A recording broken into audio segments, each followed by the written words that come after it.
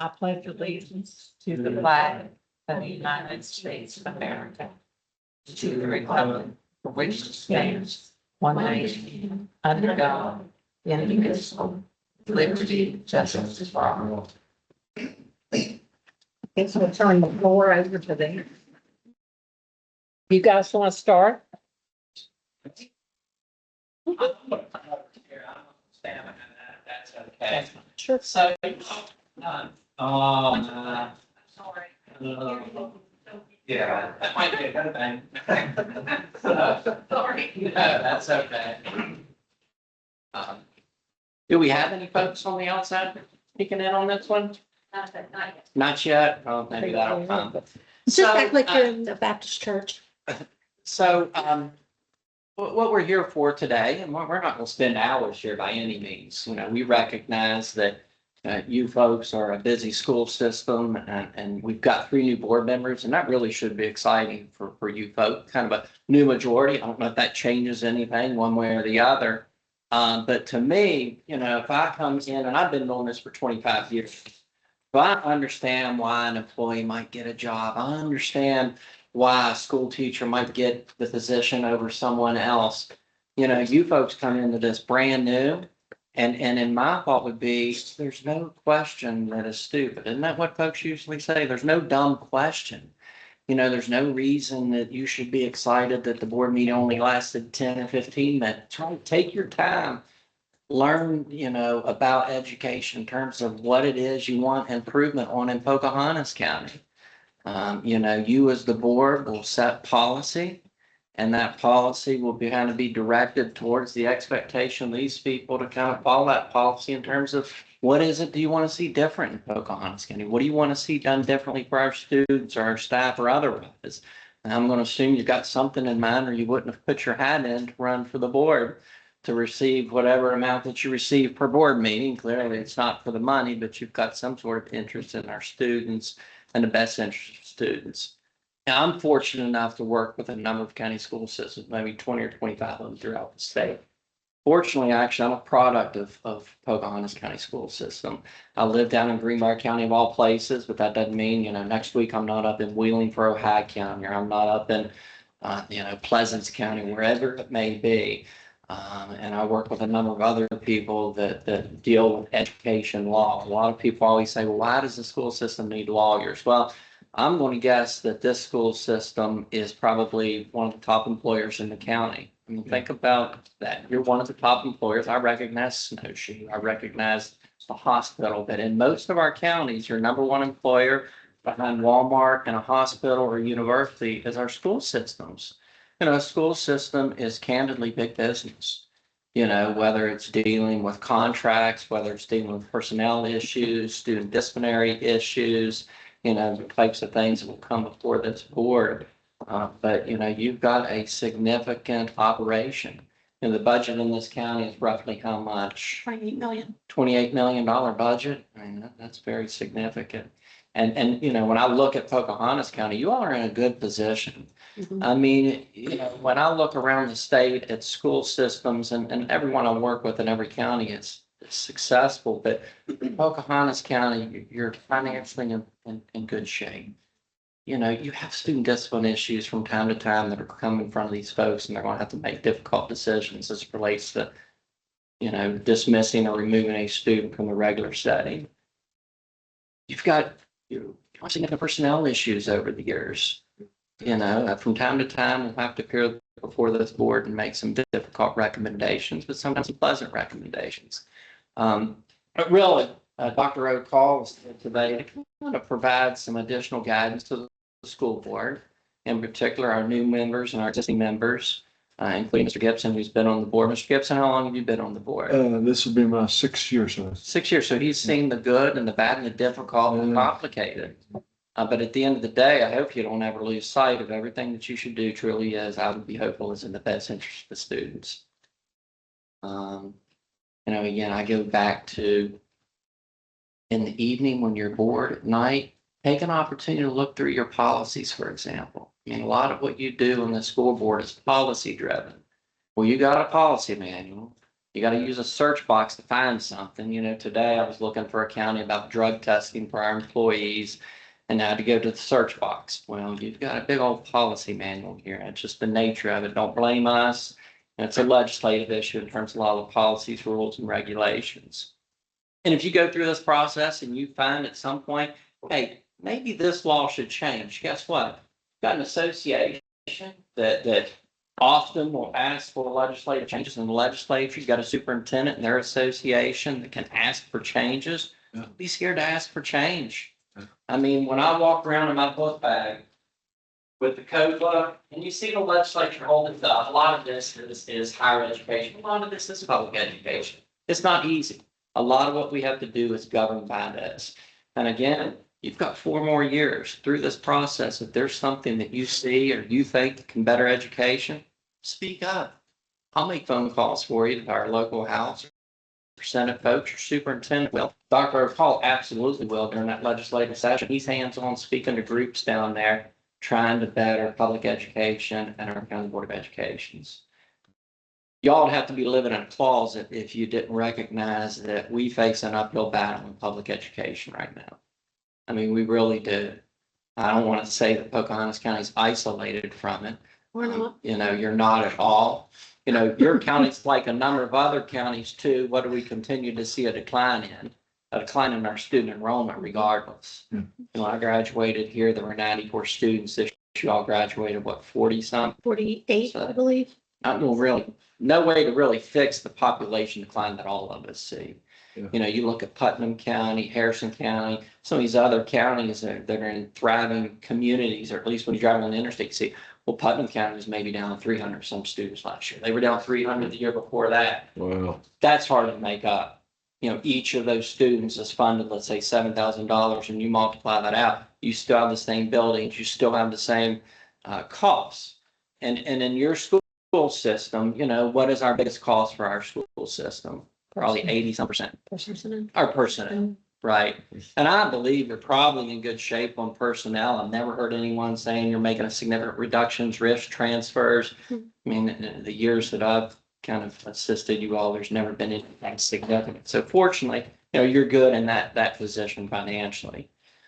One of the things that I would do if I were you board members as well is take an opportunity, go on that Department of Education's webpage and kind of read some of these audit reports. I use as an educational tool where they went in and kind of did the audits with Tyler County under state intervention, or Mingo County, Logan, most recently Harrison County. I think those are good kind of things to read to say, well, wait a minute, these folks are on the outside from here. If they walk in here, what is it they're looking for? What are their concerns? Because again, you really don't want to be on that radar screen in terms of that process, because to me, that doesn't help anyone. That doesn't help our community.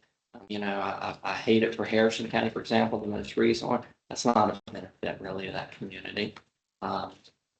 That state intervention lasts like 7 years at minimum in most places, but there's no need for that. And y'all got a really, really good school system. You've got a new board president. What I tell you is the president is just take your time. It's new to you. You're trying to sit there, juggle around, wait a minute, motion this and that. Oh, breaks, take your time. I mean, this is your first rodeo of going through the process, and whether you get the verbiage or wordage wrong, maybe so, but that's just technical. I mean, the key is though, run meetings that are professional among our board members. I see a lot of our board members, and I was working with the county yesterday. They were doing a code of conduct for their board members. I think they had got some materials from you. Right. And I hated to read it because I thought, wow, those must be some tough board meetings. And there are some tough board meetings throughout the state that if you watch, you'd be like, how in the world do people treat each other like that? Right? That just bleeds out into here. It bleeds out in our schools. It bleeds out in our community. We can all agree to disagree. It doesn't have to be 5-0. It doesn't have to be 4-1. It doesn't have to be 3-2. It can be 3-2, 2-3. I mean, at the end of the day, there is an expectation of, I always say that, professionalism. Agree to disagree. There's a recommendation the superintendent makes and it's voted down. You got to move on. If there's a recommendation that's 3-2 in support, can't lose sleep over those other two. You know, you've been around long enough to recognize, understand that's not personal in nature. You know, make your decisions in the best interest of students. So again, I'm just up here rambling. I apologize. I'm going to give Dr. O'Call an opportunity to kind of work with the board. But again, any questions, concerns, thoughts you all have, anything you've slept on and from July 1 to the present, because I think this is just your second meeting, isn't it? You had your organizational meeting and then this is it. And then you'll start into your regular meetings sometime in the near future. But take your time. You know, those personnel agendas are going to be filled with a lot of names. I've never seen a new employee say, well, wait a minute. Why did we hire John Smith as a custodian at the high school? John's only been there for 1 year, but you know, this bus driver that's been driving for 25 years applied for it. You know, ask some questions to get educated, to understand that we're really tied sometimes to this in terms of, especially from the personnel standpoint. You know, be careful of what you do outside of this room. I think we'll get into that. You know, your meetings and your deliberations occur here. You know, any text messages between each other, I'm sure that went over in the trainings, like, you know, you can't circumvent the Open Meetings Act. You got to make difficult decisions, difficult discussions here. I see too many counties on their agendas, they might just have executive session. You can't do that. You just can't roll into executive session for the will and pleasure. Executive session is to protect the public, not to protect you all. So again, there's going to be difficult discussions and conversations where, right here, so the public either here or on that screen can see as well. So again, I just use that as a cautionary tale as to tough discussion happens out here. And it really does. Hey, Mr. Long, you Yes, talked sir. about policy earlier. And what if can you clarify, please clarify, like say we have some kind of policy we as a board collectively want to change, maybe some wording or maybe, I don't know, anything. Mhm. What is And it happens. what is the procedure on that? Well, tell us how that works. Well, so let's say you've got a concern with, trying to think of an easy policy, student code of conduct. Maybe there's something in the student code of conduct that you want to have changed. You've Yeah. looked at it, you're concerned about it. You know, it should be your board president and your superintendent that work on that agenda together. Okay. You know, you would communicate with the board president and the superintendent to potentially place on the agenda. You'd like to have some discussion regarding county policy, 6321. Right. You know, you bring that in front of the board to have, and it makes itself on the agenda. Let's not get into it if they tell you no, we're not there. But if they say, yes, we'll put it up for discussion. You know, I think every member should at least be put up for discussion, whether they agree to disagree. That's when they vote, but give him an opportunity to speak what he wants to on concerns or changes.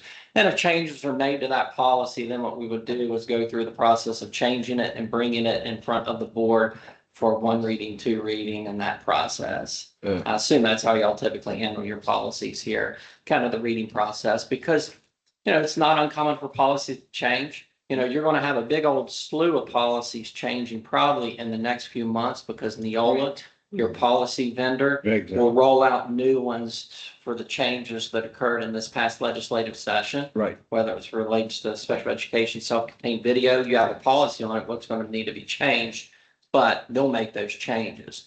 But if there's any specific policies that you got concerns with, for example, when you look at it, say it doesn't make sense, or you want a new policy, that's the process. I always say we're policy to death, though. We shouldn't have a policy manual whereby we have to have a search box engine. I think Dr. O'Call agrees with that, but that's where we're at. Okay, thank you. It's very voluminous. But again, I think one of the things Dr. O'Call often talks about is how does someone get something on the agenda? And that's going to be the board president and the superintendent.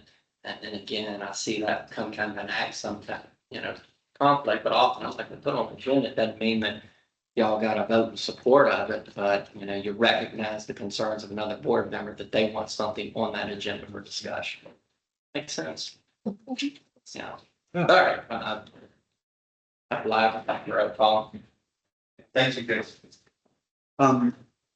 we didn't really have an agenda for this per se, but what we have, we have gone through the evaluations from the orientation. So if there's any lingering questions about programs brought up at orientation, let me know about those now, if you will, and we'll try to work through those. We tried to structure the orientation this year, so it truly was involved, the members were involved, the participants were involved in the orientation. But again, the main thing we heard was the sessions were too long, too dense, too much information. So now you've had a little bit of time from that, about a month maybe. So are there any lingering questions from any of the programs put on the orientation before we move into kind of the structure that we're going to use before we get into goal setting? Anything that stands out that you need to ask any questions about? Okay, see, Dr. Carl, how long you been on this? Several years. Yeah. So, A long number of times, but orientation used to be, and I did make a very conscious effort to be sure that in the various ways that we did the program, that you were involved, there were activities for involvement, and that you come away with at least a general understanding of what the county board does, and we really tried to fit you in as policymaking bodies at the local level within the scheme that state law provides for you as an organization. But sometimes when you do that, this is one of the things that I always wondered about. You sometimes leave saying, well, all we can do is follow what everybody wants us to do. Do you believe that is the case? I mean, nope. The thing is, and Jason's already alluded to this, as a county board, and we talk about policy. The role of the board is to be the local policy making body at the local level, which we reiterate. But really, policy's more than policies in a policy manual. It's setting the vision on behalf of your true constituents, as we pointed out in the orientation, and those are the students. So when you really set the vision for the students, then you are able to evaluate the policies that you have, whether or not they bring about that vision. Right. And Jason is right about another thing as well. Getting the policies that you need is a process, as much of what you will do is a process.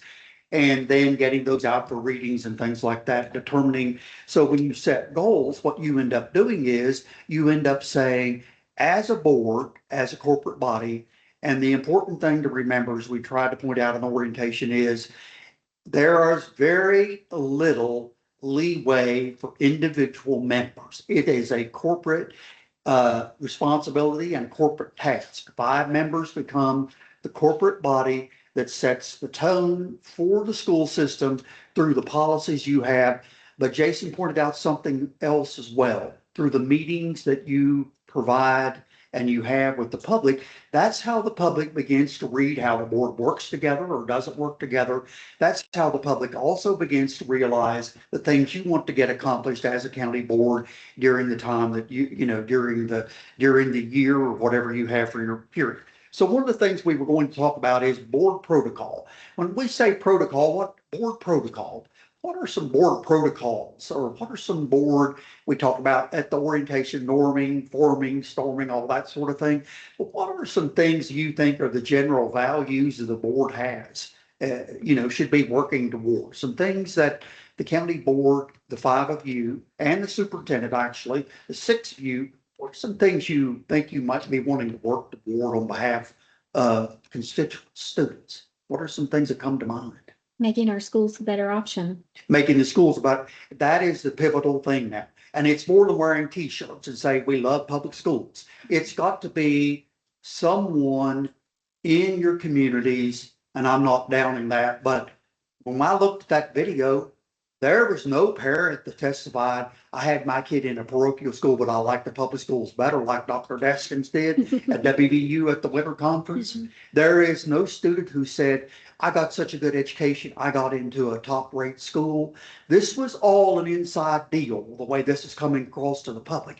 So what you've got to do, and this is a great assignment that only a county board can do. County boards have to take the message.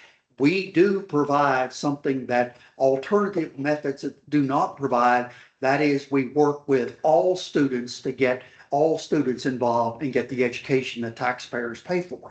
Now, that doesn't mean we disparage choice or anything like that, because It means that we've got to somehow sell to the public. Every county school district in West Virginia has got to somehow sell the fact that we are a viable entity to provide education for students. And then you need people who take that message from the ground up. It can't be the top down. It's got to be the ground up. That's why we have LSICs. That's why we have PTAs. That's why we have all those organizations. And if we harness what those organizations do, how they can get out and extol the message of the public schools with persons within the system, I think that's the best way to start. Because you have to have someone who can testify on behalf of the education public schools provide. And if you really look at it, Jason's already done that. He's a product of public schools. I was as well in Kentucky. The public schools are a common denominator whereby we really set our values in society, and that's how we get mainly educated. And by the way, and this came out at the state board meeting recently, I would say 90% of the school-age students in West Virginia are educated through the public schools, the conventional or traditional public schools. 10% of those students are not, for reasons their parents choose for them not to be. But the more you can open up the public schools in an entrepreneurial way and say, even though you may be homeschooled, here's an opportunity. Yeah. Even though you may be going to this school or that school that's outside the system of the public schools, here's an opportunity. Here's a nexus. Here's where I can work with you and all students to make this. And the thing that came out during the legislative session is, and I brought this up in the orientation, if this is a system of public schools whereby choice systems like traditional or brick and mortar charter schools and virtual charters, then we can't have one cannibalizing the other. We've got to make it so that there's kind of a working relationship between the schools that are charter schools and schools that are more conventional public schools.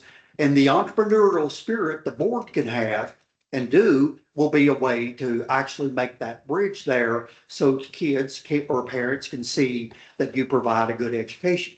But it begins, in my opinion, with people who have gone through the public schools and who can make a testimony toward that and who can make a case for that you can then put, and it doesn't mount, we're not ready for billboards yet, or anything like that, but we're ready really to have a group of people at the local level that the board can cultivate to point out the things that are valuable about public schools. That's how we, as public schools, are put into this mix. And I think that's how it's not prevail, but that's how I think that in the end, we got our message across by people who have actually benefited from and who participate in the public schools. In other words, schools are accessible. There are various ways you can participate in schools. So making that known may be one of the things that is about in this time and age. This is one of the most important things we're facing with declining enrollment. And declining enrollment is not all hope scholarship. Declining enrollment, we did studies back to 2012. Declining enrollment has been persistent for years, and it will probably stay that way. But then we have to, with hope and other things that you deal with, we have to make it so that people know the offerings you have and how they can access those. And more importantly, how they can influence the board through the services that you provide. So in other words, if you have local school improvement councils and they operate in a very specific way, they cannot go outside their operational norm, then that's another, and faculty senates and others, then we can begin to tailor the educational system to meet the needs that emerge in communities. And every community is different. Harrison County's needs, and Jason mentioned Harrison County's needs, they're totally different. Pocahontas County's needs, except that we educate the students where they are when they come to the system. So that might be the first goal if we get into that area, is really making it known that you are a viable and competitive, you have a competitive product. So any other thoughts that you want to get across or accomplish as a county board? I was gonna say, it's false.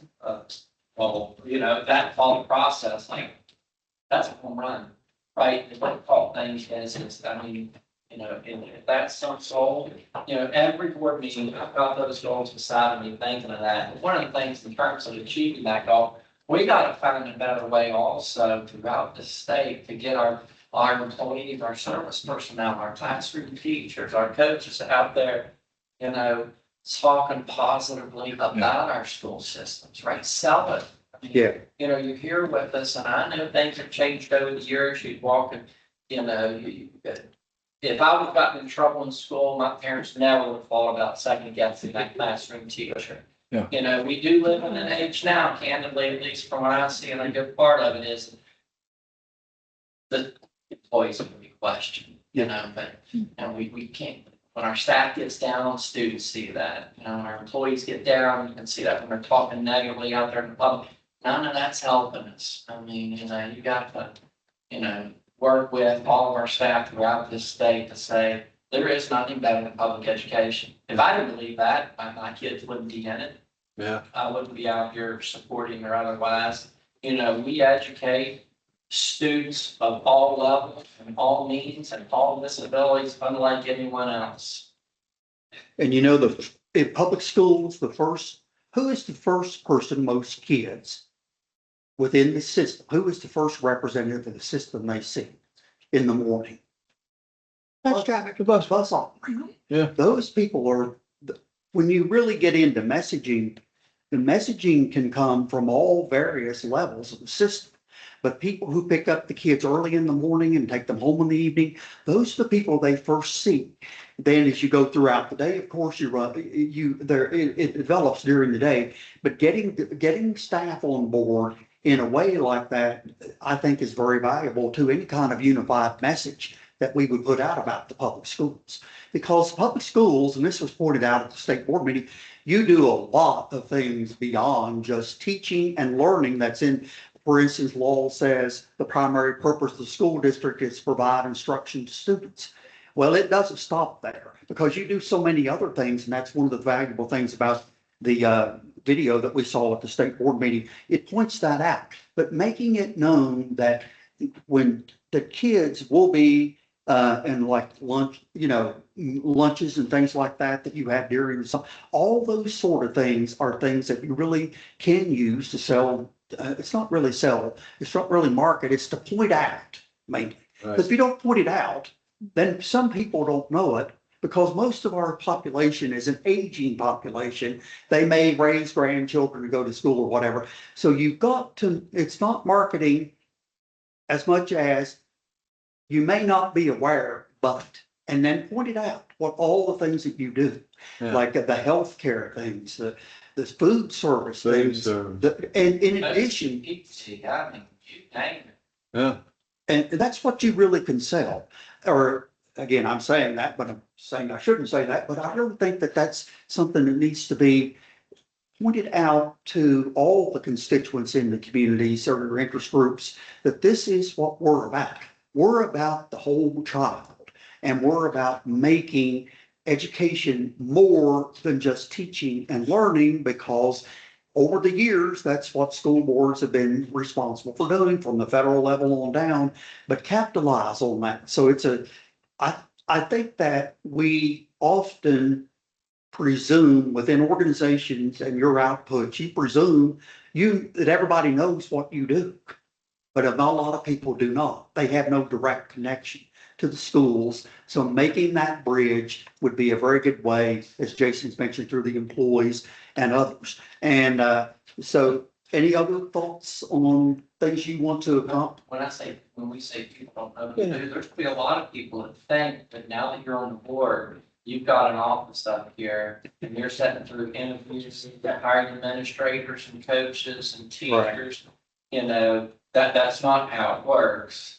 But you'd be surprised that then, I don't fault that understanding. You got elected board and thinking, well, they're sitting there, they're sitting through the interviews, why did they select X, Y, and Z? Well, you gotta educate people as they come up to you, kind of to discuss kind of that goal, that no, you're not in the interview process. You don't have an office up here.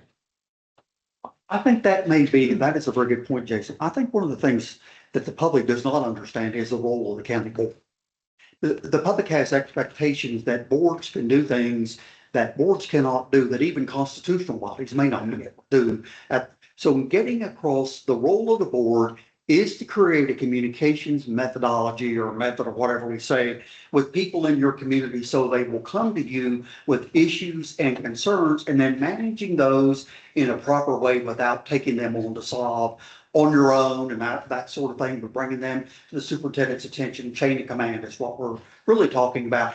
Getting the chain of command so that it's user friendly. And so if people in your community say, I think we ought to have curriculum that does this, then you can be a conduit, come to the board and bring that before the board so that this can be something the board considers and maybe works from there. Because a lot of times people think the board, as Jason points out, they think you're part of the administration, okay?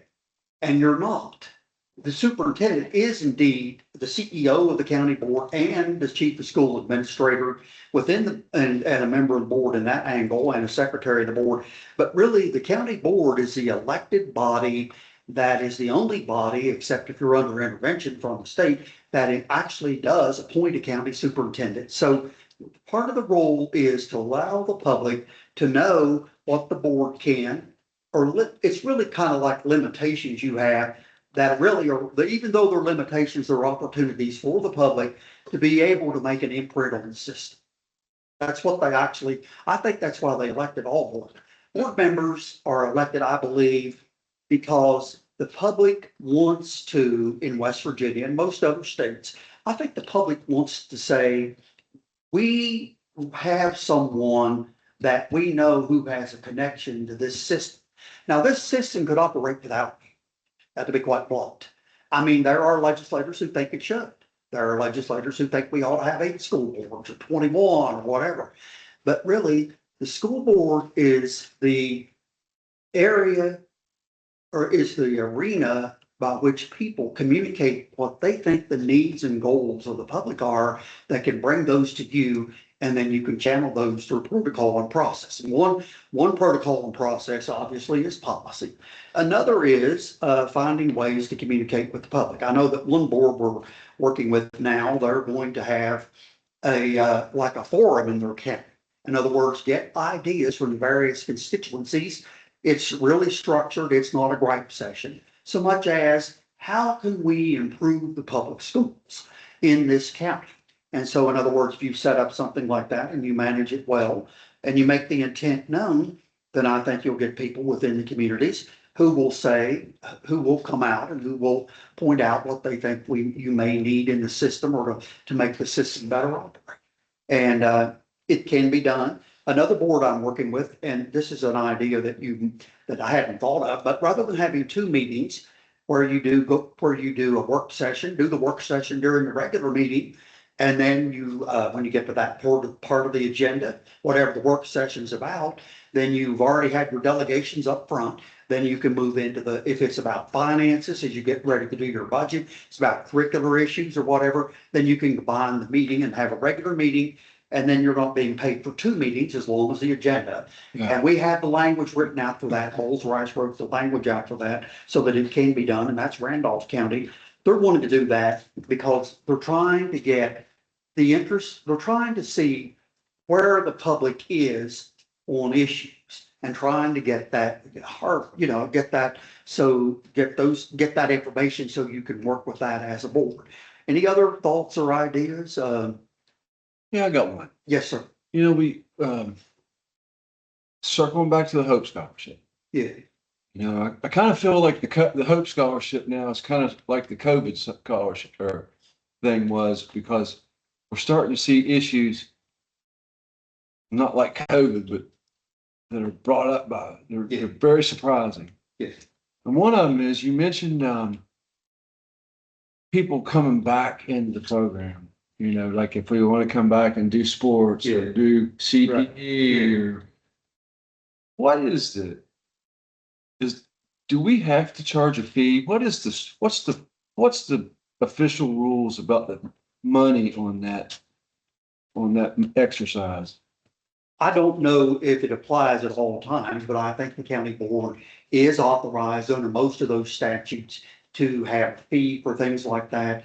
I think the reason for that is you're having staff and others that are working with kids who aren't within the normal attendance, but who want to take advantage of the services.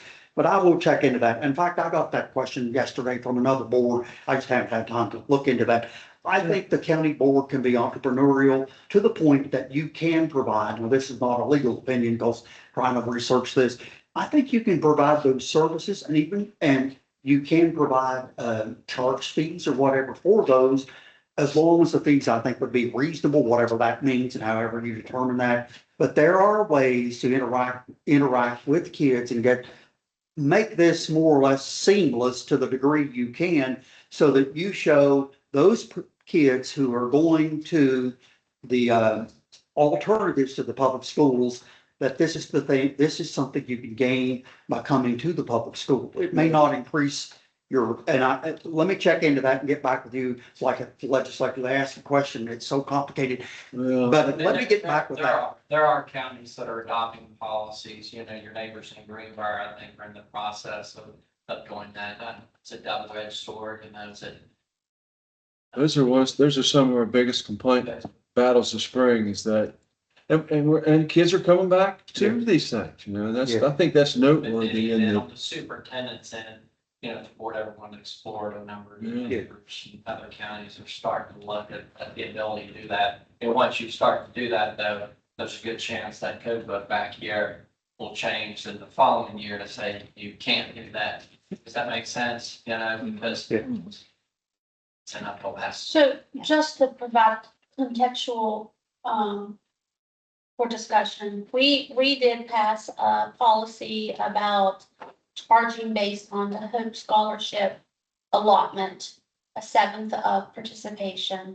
We're in the process of revising the policy. Mrs. Dunlap worked with a committee of educators in the county that said, do we want to differentiate between students that have the Hope Scholarship and don't have the Hope Scholarship? And we started reviewing and revising that policy based on board recommendation.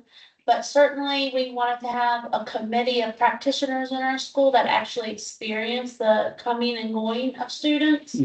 Because frequently in public education, I'm sure both of you know this, that when students become attendance issues or disciplinary issues, they'll withdraw. And then we really have a fine line there. How do we balance recruiting back with all the guardrails that's in our code book versus what they don't have with their, that they do not have the same operational rules as charter schools and homeschool students.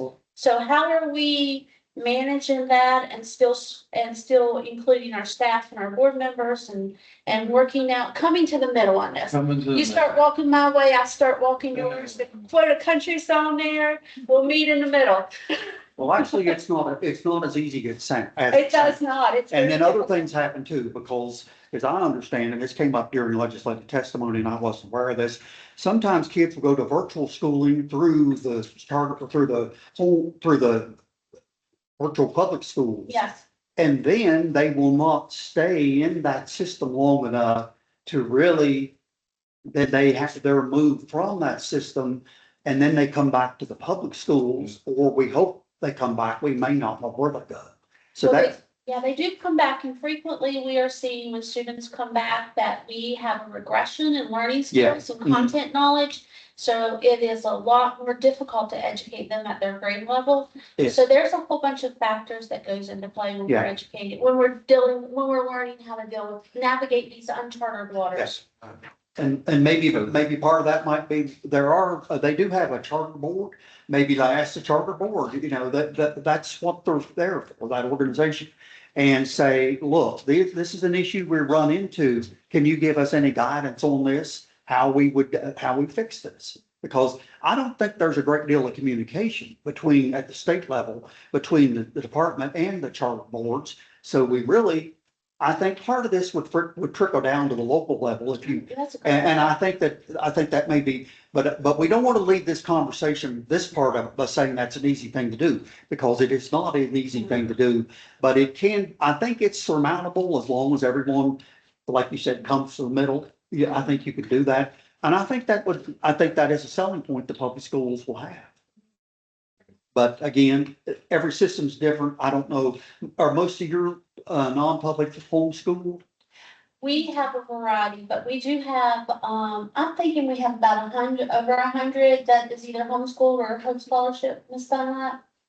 Well, As of the update, we have 74 Hope Scholarship students. We have a few that are still finishing up their paperwork that are active and Yeah. 110 active homeschool. Oh, okay, so we have closer to 200.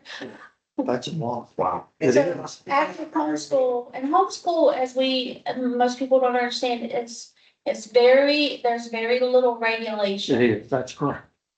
compared to that code book. There's a lot of different freedoms there. Right. So I think really, I think you're doing the right thing when you bring the people together within the system who will monitor and I guess deal with this. You could get that input. And then I think that input that you're getting should be shared with the charter board. Hey, look, if this happens, and I think that's a communication that needs to be set up that you could do at the local level. So we don't want to say that this is easy, which it's not. But we also want to be sure that we get the right message about this too, because many people in your system, and this is where I think the problem comes in, will see that as erosion of the system, the public school system, the traditional system. So have to navigate through that as well. But none of that's going away. It is not going away. Now, we do have a survey you're going to be getting in the next few days about the school aid formula that's been put together. It's by a broad group of, or a wide ranging group of individuals. And one of the things is that within a certain, and I think this is going to happen anyway, probably at some point, the legislature may say, you know, we've reached capacity with this.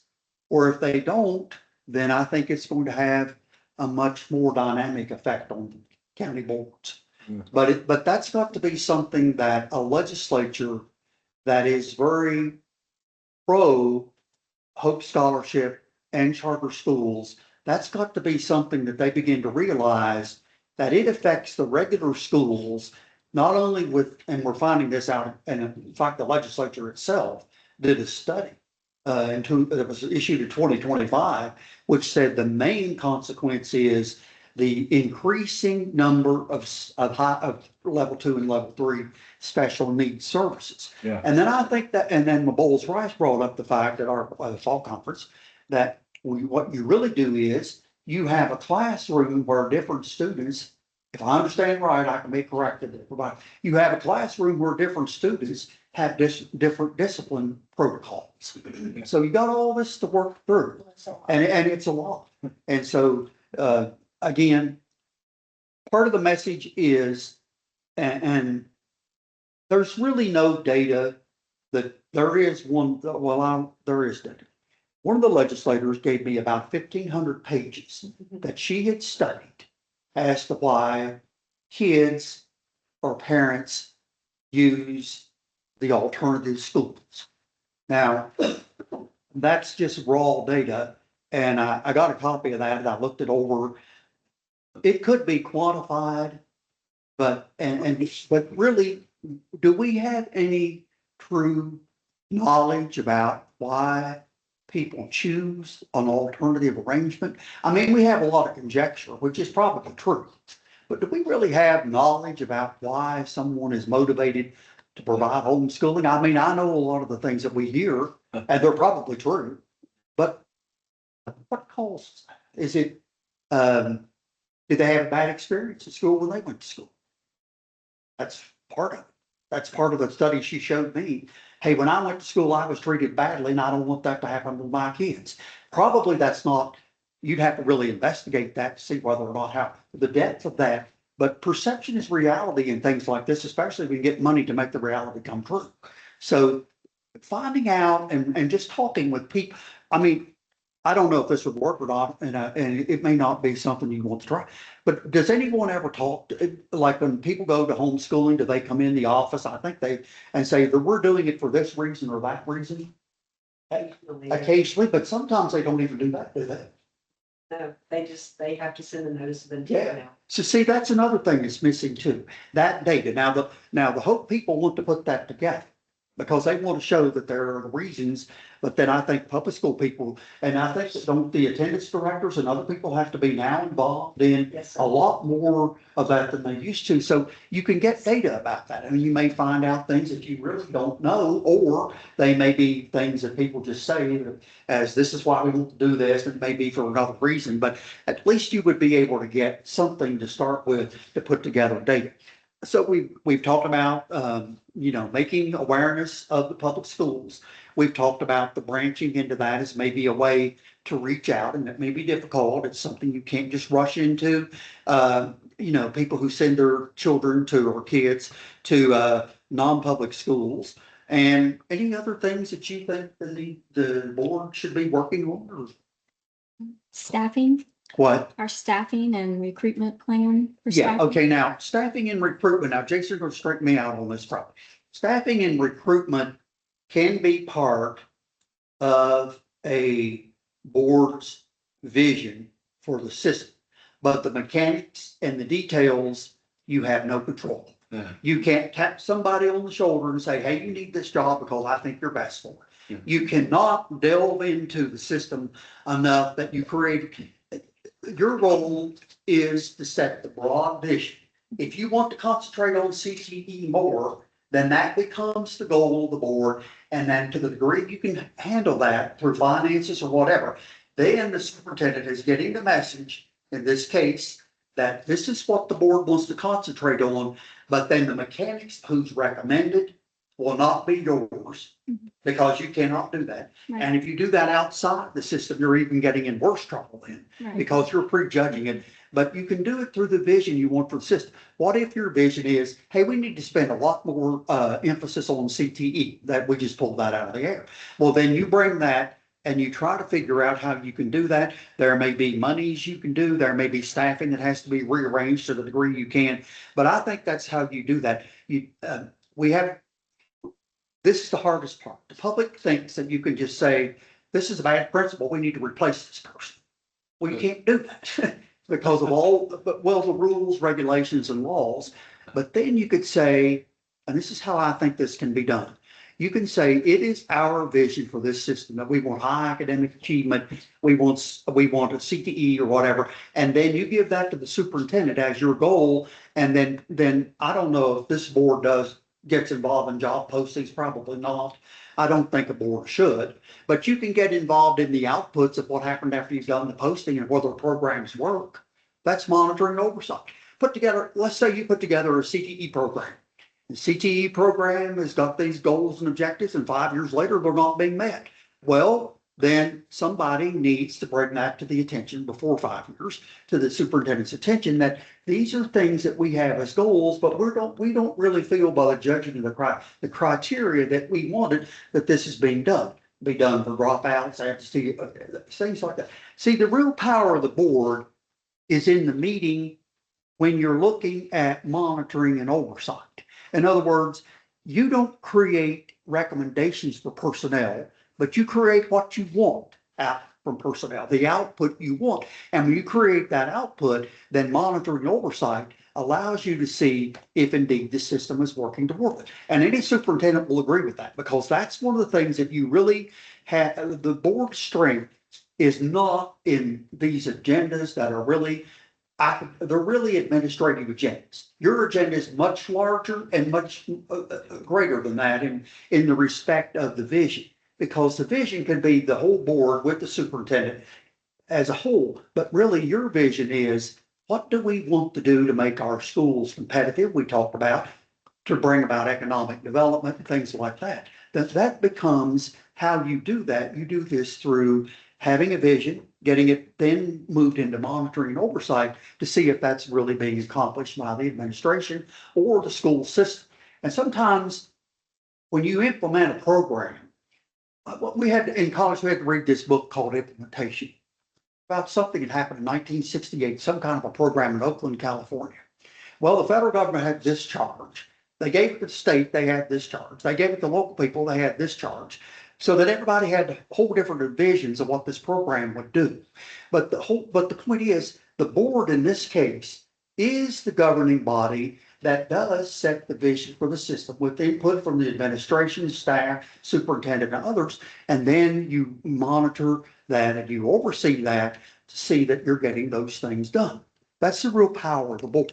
Power and authority of the board is not taking administrative approach so much as it's taking an approach of how do we get done as elected officials what we want to move our system to be more progressive. That's a bad word for some people. How do we do that? What is our goal? What's our objectives here? So that, I think that's a way Yeah. for staffing. That is the only way, and Jason can correct, that is the only way you have influence on staff. You do not have influence in mechanics. Ms. Hall, your call on staffing, is it like recruitment or retention or kind of? I think both. And I certainly don't want to select a person or go out and make those efforts myself. That wasn't my suggestion. I know, yeah. But my focus was just that we have positions that are, that we've heard are not receiving applicants. Yeah. And so it would just be nice to have, I think we have, especially as a county, we have so much more to offer Yeah. for teachers coming in. Right. Than other counties. We're in a unique position. And I just think that if we had a nice, a recruitment effort Yeah. to go beyond what we're doing, because if what we're doing is not working, then Well, we that's need part to of it, pivot and we need to do something different.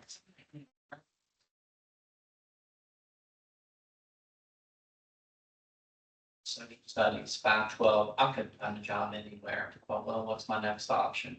I could go into any county now and anywhere throughout the state and get a social studies 512. So we're having to compete. But I go back to, we're competing. We got 55 different school systems in this state. Mhm. Now, I've got to pick the 55 I've got to work in, and I deal with a lot of them. Now, there's a big difference between here and Charles. There's a big difference between here and Wheeling. Like, and again, go back to on that recruitment trail. I'm sure you know you can go to the recruiting Concord and set back and try to recruit a special education in their elementary. You got to figure out something to say, this is Pocahontas County. Here's what our options Yeah. are. You know, we recognize the pay is going to be the same here, if not less. Other counties have the levies and supplements, but your pay is going to be a basic pay, but you got to find a way to sell housing and the other opportunities that are here because you're pretty good now. I don't know if you get the best applicants, let's say. But in these other counties, you're walking in and you're not having elementary teachers. I mean, elementary, you can't find a first, second, third grade teacher in a lot of these places. Social like PE. I think you all are, you're not that bad off.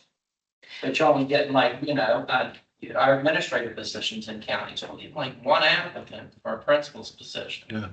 And maybe none, throughout the state, but, again, that's the key issue is how can we get people to want to come? And we've seen our educators throughout our systems, no one's going into education, but the extent they are, how can we compete with those folks? How can we sell it? How can we get them here versus living here, shuttling across and going into Bath and Highland, wherever it may be, for the short-term, long-term money compared to here. Again, it does come back to those dollars. One thing this board probably needs to be careful and cautious. I think those dollars. There's a lot of people in the state that think you get too much money in Pocahontas County, right? Because For you're, the base, you know what I mean? yes. So you're going to have to be cautious, protect yourself, because you get funded as if you have 1,400, 1,400 students. we have 833. And you always hear that chatter out there, and that would be a big impact. Something like that would change, but nationally, it's got to improve, but no one's doing anything nationally to get more students to educate. At the state level, one of the things that has been done, every legislative session, there are changes to how we can get people into the classroom. They don't have to be the old school social studies 512. There are other options to get people certified. The state has continued to open up that door a little bit to get those individuals into the classroom. I do think throughout the state, we'll probably need to do a better job of looking beyond just going to colleges and looking to recruit students who would never go back to their home counties or somewhere else. We need to look for people that maybe are have learned the subject matter, now we need to put them in the classroom, provide them the tools. So there's some alternatives that don't get used. We are using alternative methods of certification. We have a couple of our special education teachers that have a degree but are not special ed certified, but they're going through the alternative method to get certified.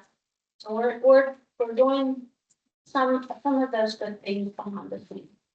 And just so you board members know, when I work with counties that know the personnel, I'll ever example, like, you don't let anything's got a great grasp on a certification issue, working with the State Department, getting people licensed, making sure they're certified. I'm gonna start exploring a lot of counties, and we've got teachers licenses who's flashed, we've got ECATs who's flashed. I mean, it's like, well, that's not a situation. I don't know, we're going down the falls, but, you've got a good grasp, but you're supposed to see about those issues. The reason I brought up the mechanics of not getting involved is someone said, whenever you go to talk about the school aid formula, you have to go through all the steps. When really you're talking about different things. But so I guess you have to more or less outline the constraints you have, but they're really strengths in another way, because setting the vision, as we talked about, and the mechanics then work out through the administration. But again, it's like I'm presenting the school aid formula. I'm talking about school aid formulas. I got to go through all the steps when really we're talking about reforming it. But I guess there has to be some way to understand. So that's sort of the thing. Yeah. Any other? And I'm saying, don't recruit when you've got vacancies. There's someone good in Greenbrier or across over in Virginia or over in Randolph. Distance impacts you here in Pocahontas, since the third largest land county, whatever it may be, but. I actually went to the county commission and talked to them. I think one of the barriers that we are experiencing is housing. We have a lot of housing issues. We've had multiple people resign as a result of housing. Right, yeah. And I don't know, hopefully we can, once we get our feet on the ground and we start recruiting, we can build a relationship, because county commission really does help us with that housing issue and establishes those types of things. Right. But we Like in can, McDowell County, they built Exactly. housing. I don't know if anyone moved into that big old complex or not, especially, but, again, McDowell County's not Pocahontas County. no, but I went to And McDowell. I'd love to be in Pocahontas County. Yeah. What about communications? Is that something that's an issue with the board? And by communications, we mean communications to the public about what you're doing and what potential of the board is and the district. It also may be communications with, how do you communicate with staff as a board member, with staff in the schools? How do you get your point across? What about faculty senates, local school improvement councils? Yeah. That's one way. And those bodies are not board bodies, but those bodies are ways to point out the things that the board, and I think probably the superintendent goes to some of those faculty senates and meetings or whatever, but really you getting the message out to personnel about where you're wanting the system to head is something that can be done through structures like LSICs, PTAs, all those sort of bodies. And I think that's an important thing, because sometimes those entities may not know the direction the board is wanting to move in, so they can't really buy into that, or because they really aren't aware of where the board is wanting to head. Does that make? Is that? Yeah. I mean, you don't control LSICs or faculty senates, but they're part of that 18.5.14, which means you're setting up networking with those groups to get things done for the system as a whole. So this year, we had each school present 2 LSIC meetings to the Board of Education based on policy 2322. We looked at Okay. attendance, we looked at achievement, and we looked at discipline. Certainly, we want to give a forum for them to be here, for the board to interact with them openly and Yeah. publicly. Right. What are your thoughts, Dr. Paul? If I'm a board member, and I read some stuff in Harrison County, some board members going into schools, now they may be going into schools to, influence or otherwise, but, what are your thoughts on if I'm a board member and, communicate with the superintendent, the principal, and And I just want to stop into the school and talk, look around, be seen. Mhm. You know, is that something that you all encourage or otherwise, or I don't even know if these folks would be like, you know what, I'd like to put the hills for next week. Not next week, maybe when school starts, walk around, see how the kids are doing, you know, is that frowned on?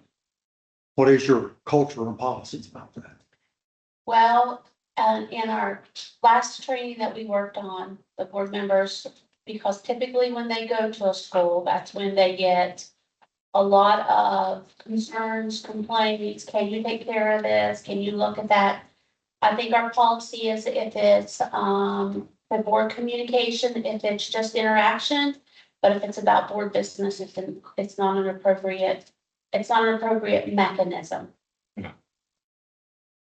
If they're just visiting and volunteering Right. and being out there and being Right. seen, that's what our communication policy says.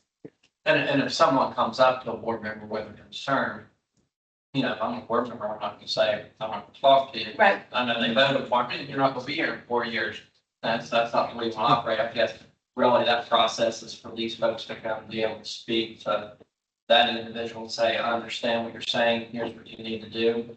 And then if that isn't resolved or if you're not satisfied, then, you know, come back to me in X number of days, for example, you know, because if that individual comes to you and they're not satisfied or they're not addressed, it will come back to these folks. Right.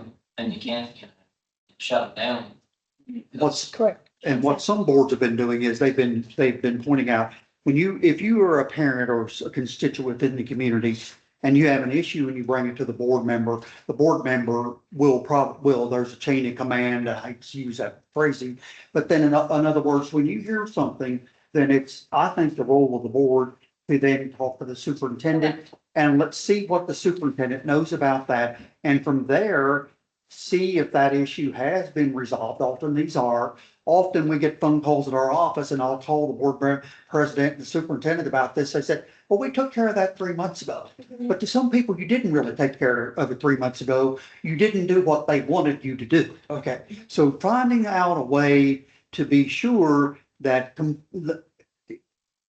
as a board member, you're always going to get people who think that you can leverage things the way they want things to be leveraged toward them. That's one way to look at it. The other way to look at it is, thank you for bringing that to my attention. We'll see that this is, you know, we'll work with this issue and we'll get back with you on that or something like that. And often this comes up in delegations also. When a delegation comes before the board, the delegation may have something very legitimate, but the way our laws are structured and the way the Ethics Commission interprets this, you can't really take care of that evening, but there may be a point in the agenda where you can say, let's look at this and bring back information at a future meeting or something like that, without getting into an interchange with the delegation coming before the board.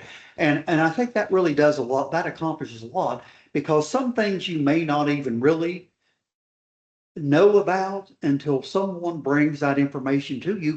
And then when you do, then the board can see whether or not there's something you may want to address in the future or something of that nature. I think that's one of the things that a board really needs to get across to the public. We welcome your input, but if you become like the Harrison board, may be a good example, is if you have become someone that has a suggestion box in one of the schools, I really don't think that's a very wise way to do things. Yeah. Jared, what Dr. Call was mentioning, when it comes to public delegation, you're gonna have folks that will come in here and talk in front of the board. And they're gonna sit there and figure out, well, why are you looking at me and not speaking to me? Yeah. It's easy saying, well, we're not permitted to. I mean, they're still not gonna understand that. You know, as the board president or otherwise, a lot of counties have a script that says, listen, in this public delegation, understand, we want to listen. The law prohibits us from getting into dialogue, because the law does that because maybe that item will come before the board in the future.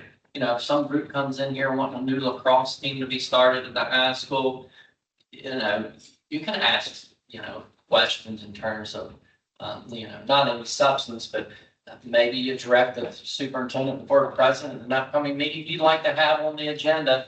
that topic they're talking about, so y'all can talk about it. But when a delegation comes in, they're not going to understand why you're not talking back to them. Yeah. So you will have to find a way to explain to them that you are fairly prohibited, except for, the ethics commission allows you to ask, certain questions, Yeah. gain a little bit more information, but not to deliberate towards any future decisions. So, I just see that in too many board meetings where folks come in and they're just. It becomes a- Board, say something to me, speak to me. Yes. We'll get you a script to say something, because sitting there in silence saying we can't. What do you mean you can't? Like, I voted for you. Right. You're gonna talk to me out here, I'm pretty sure you might, so, people don't understand that.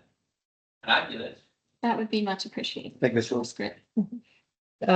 Two things I want to bring up. The first thing is not really participation in LSIC, but attendance at LSIC. Because before we were elected, several of us went to LSIC meetings. It's a good opportunity to just hear what's going on.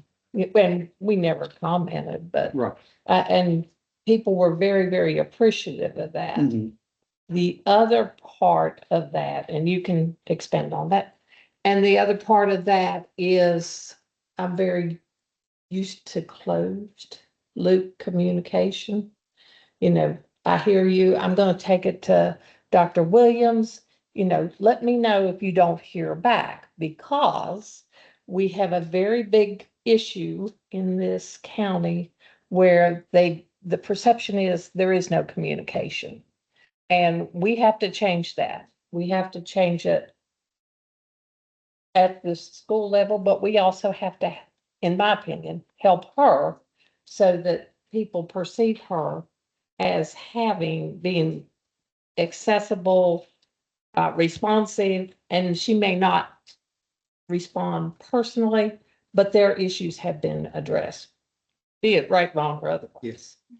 Well, one of the things, one of the boards that I'm working with now, they're getting into that in this way. They're saying, when you come to a school board meeting, here's what you can expect.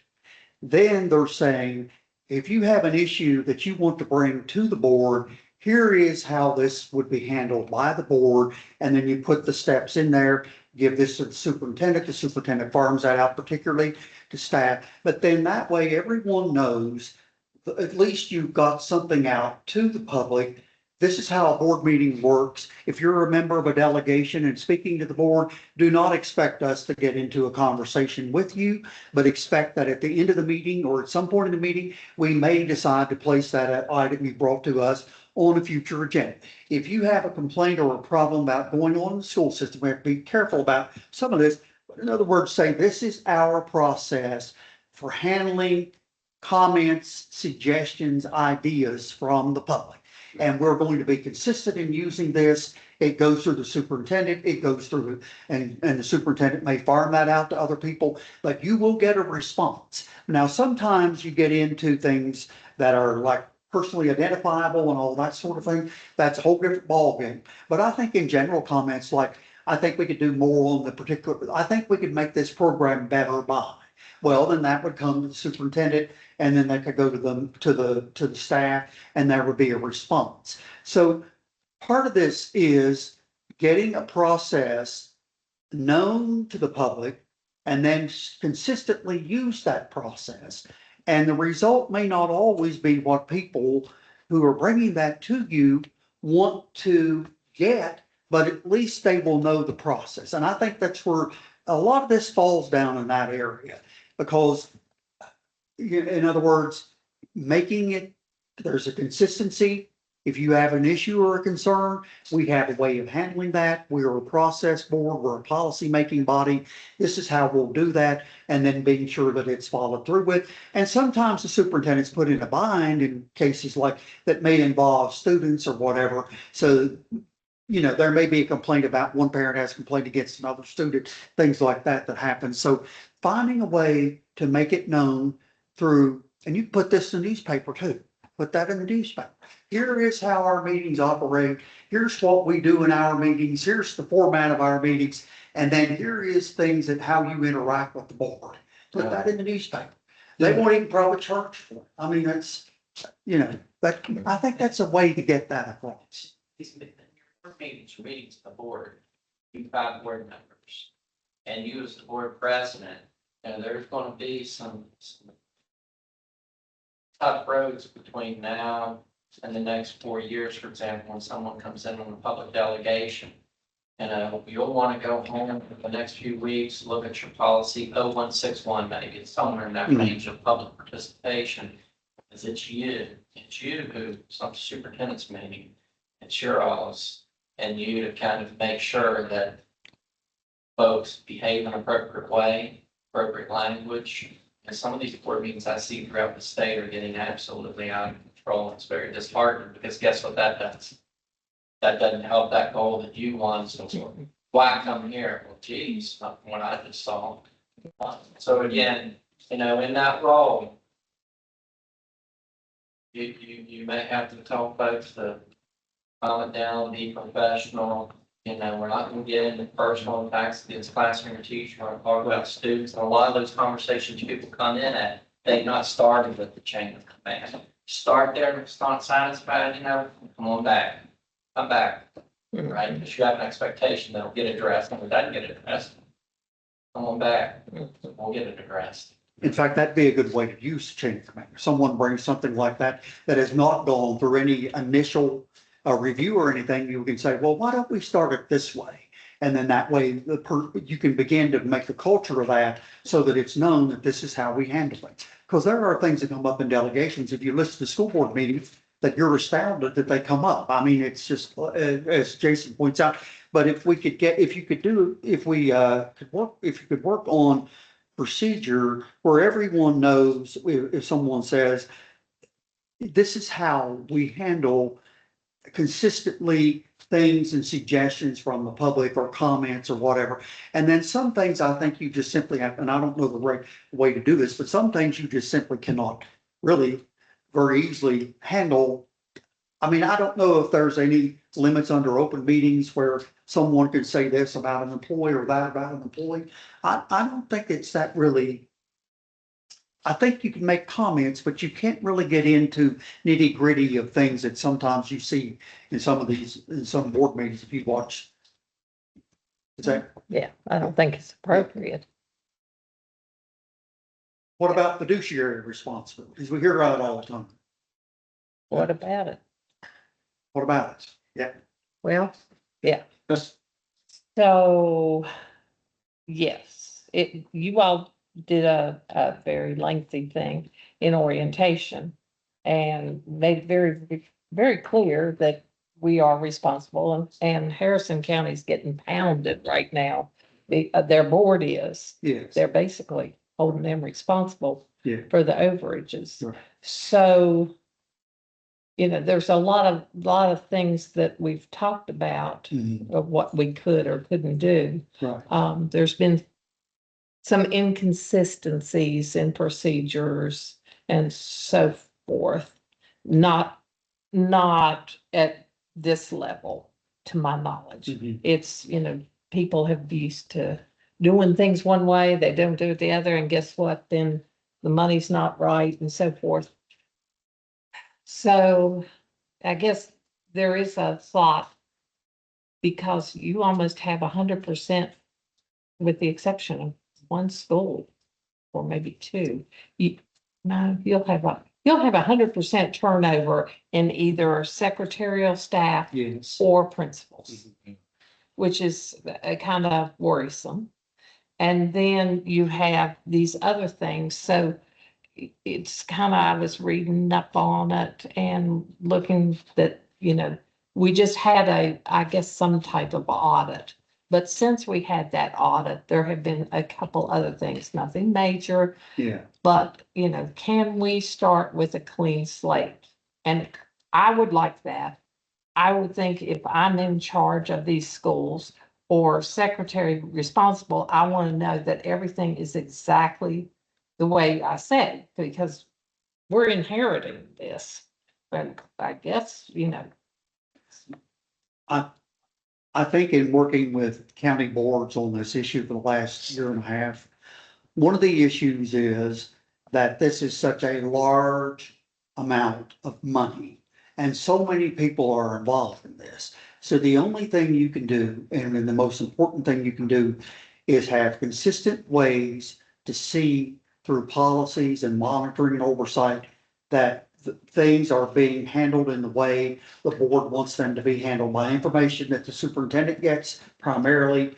I think that's what, it's not, it's very difficult because many people who become board members may not have experience working with business or anything like that.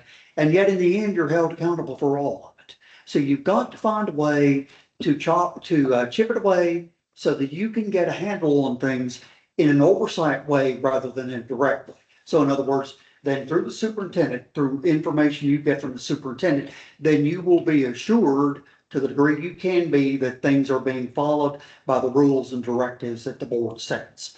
I think one thing you might want to do is just go over all those. You probably have a lot of procedures. So We've got that. You've already done that? if I may, Okay. President Rose, what President Rose is speaking about is we had some financial findings in our audit at the high school. Okay, And that was in the winter months, And, we have worked diligently on correcting those. Since then, we've had, you have audit findings throughout Yeah. the county on procurement procedures and fidelity to those procedures. And the only real way to have a clean slate and establish a base is through training. We have to start the training and start the accountability implementation process. And that is firsthand on our agenda for our principals, for our school secretaries, and for all staff at the beginning of the school year, so that the base is built. And I think that's really what we want to make sure that that's clearly communicated to everyone and then clearly followed and it reinforced. Would that be a fair statement, President Rose? Yeah, I think in that regard, as you mentioned, whether it's that, it's like state policy 8200. Yeah. It's one. It's going to be new for. Yeah. If you've got changeover and turnover, one of the things you're going to have to do is just to provide some resources to those folks through those outside entities to help train them, because you know what, that's not easy. It's not. With everything else that they're having to do at the school level, I mean, we're worried about the school level versus over here, of course, your CSBO will work with those individuals as well.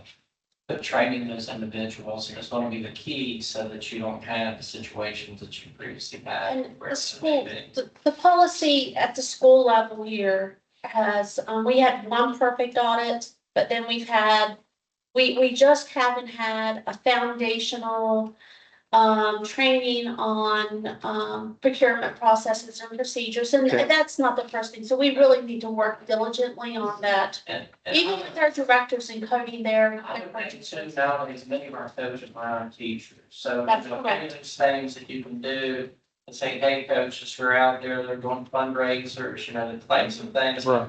And they need to fall in line with that process, so maybe try to include those individuals as well.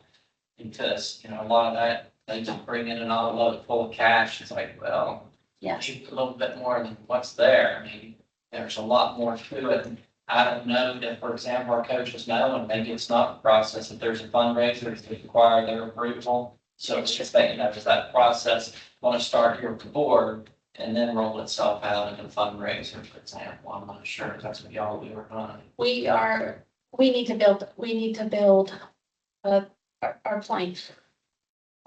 We were lacking the parts.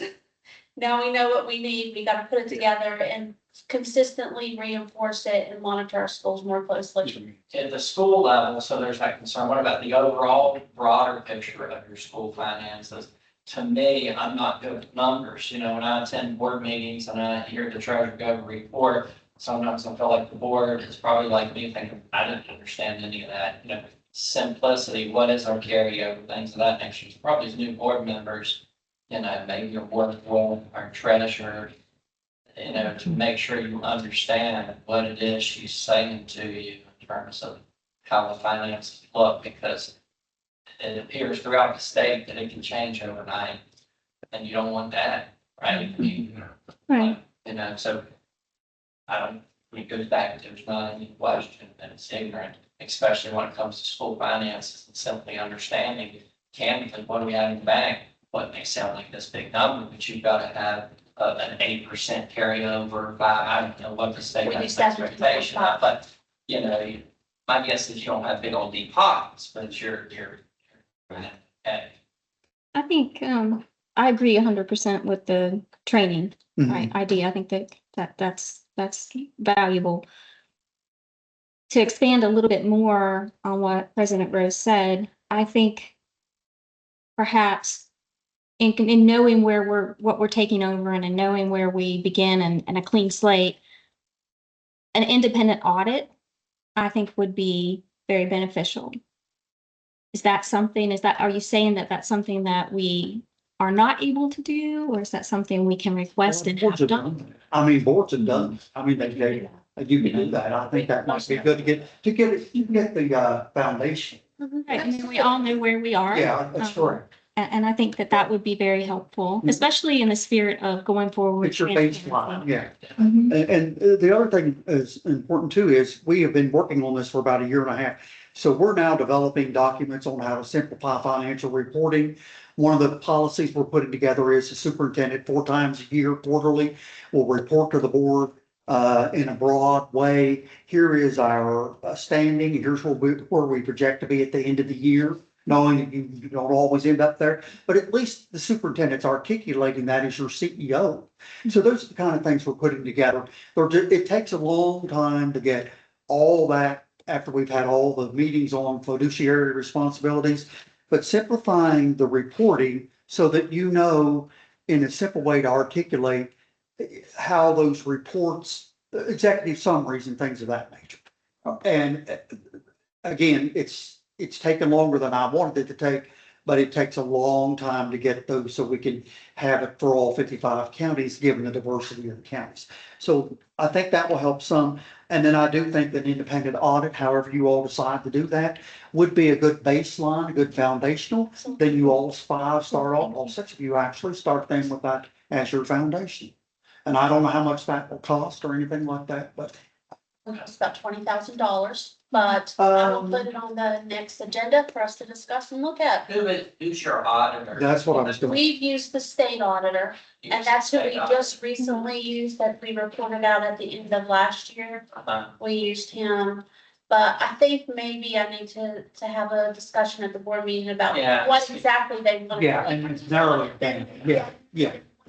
Right. See from each of the schools and understand a little bit better about where the slate is and where Yeah. we're building from, just to get more information that maybe So go the board beyond. would then inform you Yeah, about what they're really wanting, and then you would Yeah. take it from there. And you might not use the state auditor, or you might give the audit they've done to someone else to look at it also, something like that. yeah, but we need to see what they Yeah, want above and beyond that state audit and what that looks like and what their expectation is. So I better understand that. Yeah, I think that, and then boards have done that. I think county boards, when you have a new majority, sometimes do that. So I think it I could think be that's, done. yeah, reasonable, absolutely.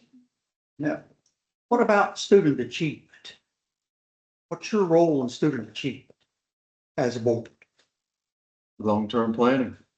Well, that's exactly knowing what the data that you get tells you, and knowing it in a way that you can translate that into a board goal or objective is what I think. Not nitty gritty and all that, but how are we doing basically? And in a broad sense, and is there things that we can do as a board through the superintendent, your CEO, to be sure that we're fully concentrating on and making student achievement our primary objective?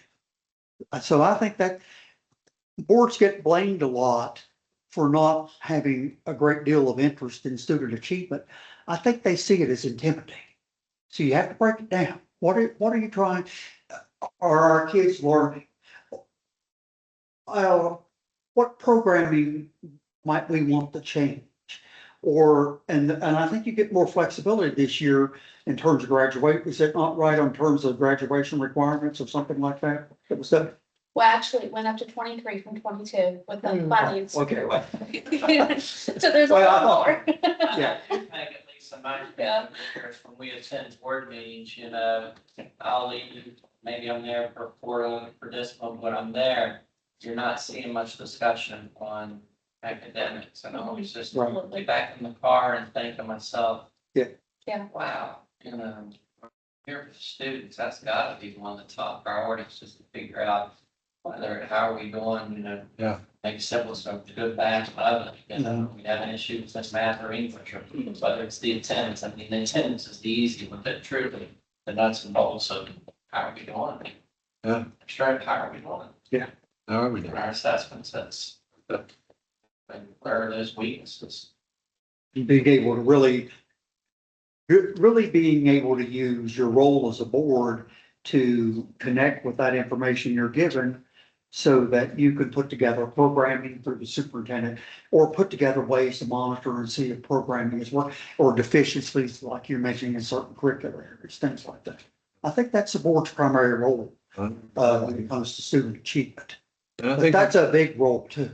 I think we've fallen into, I think personally, our board has fallen into, because we talk about absenteeism. It's the killer right now. It's chronic absenteeism. We talk about that too much. Maybe we need to change focus and talk about what we're doing right, and focus there a little bit instead of the absentee thing.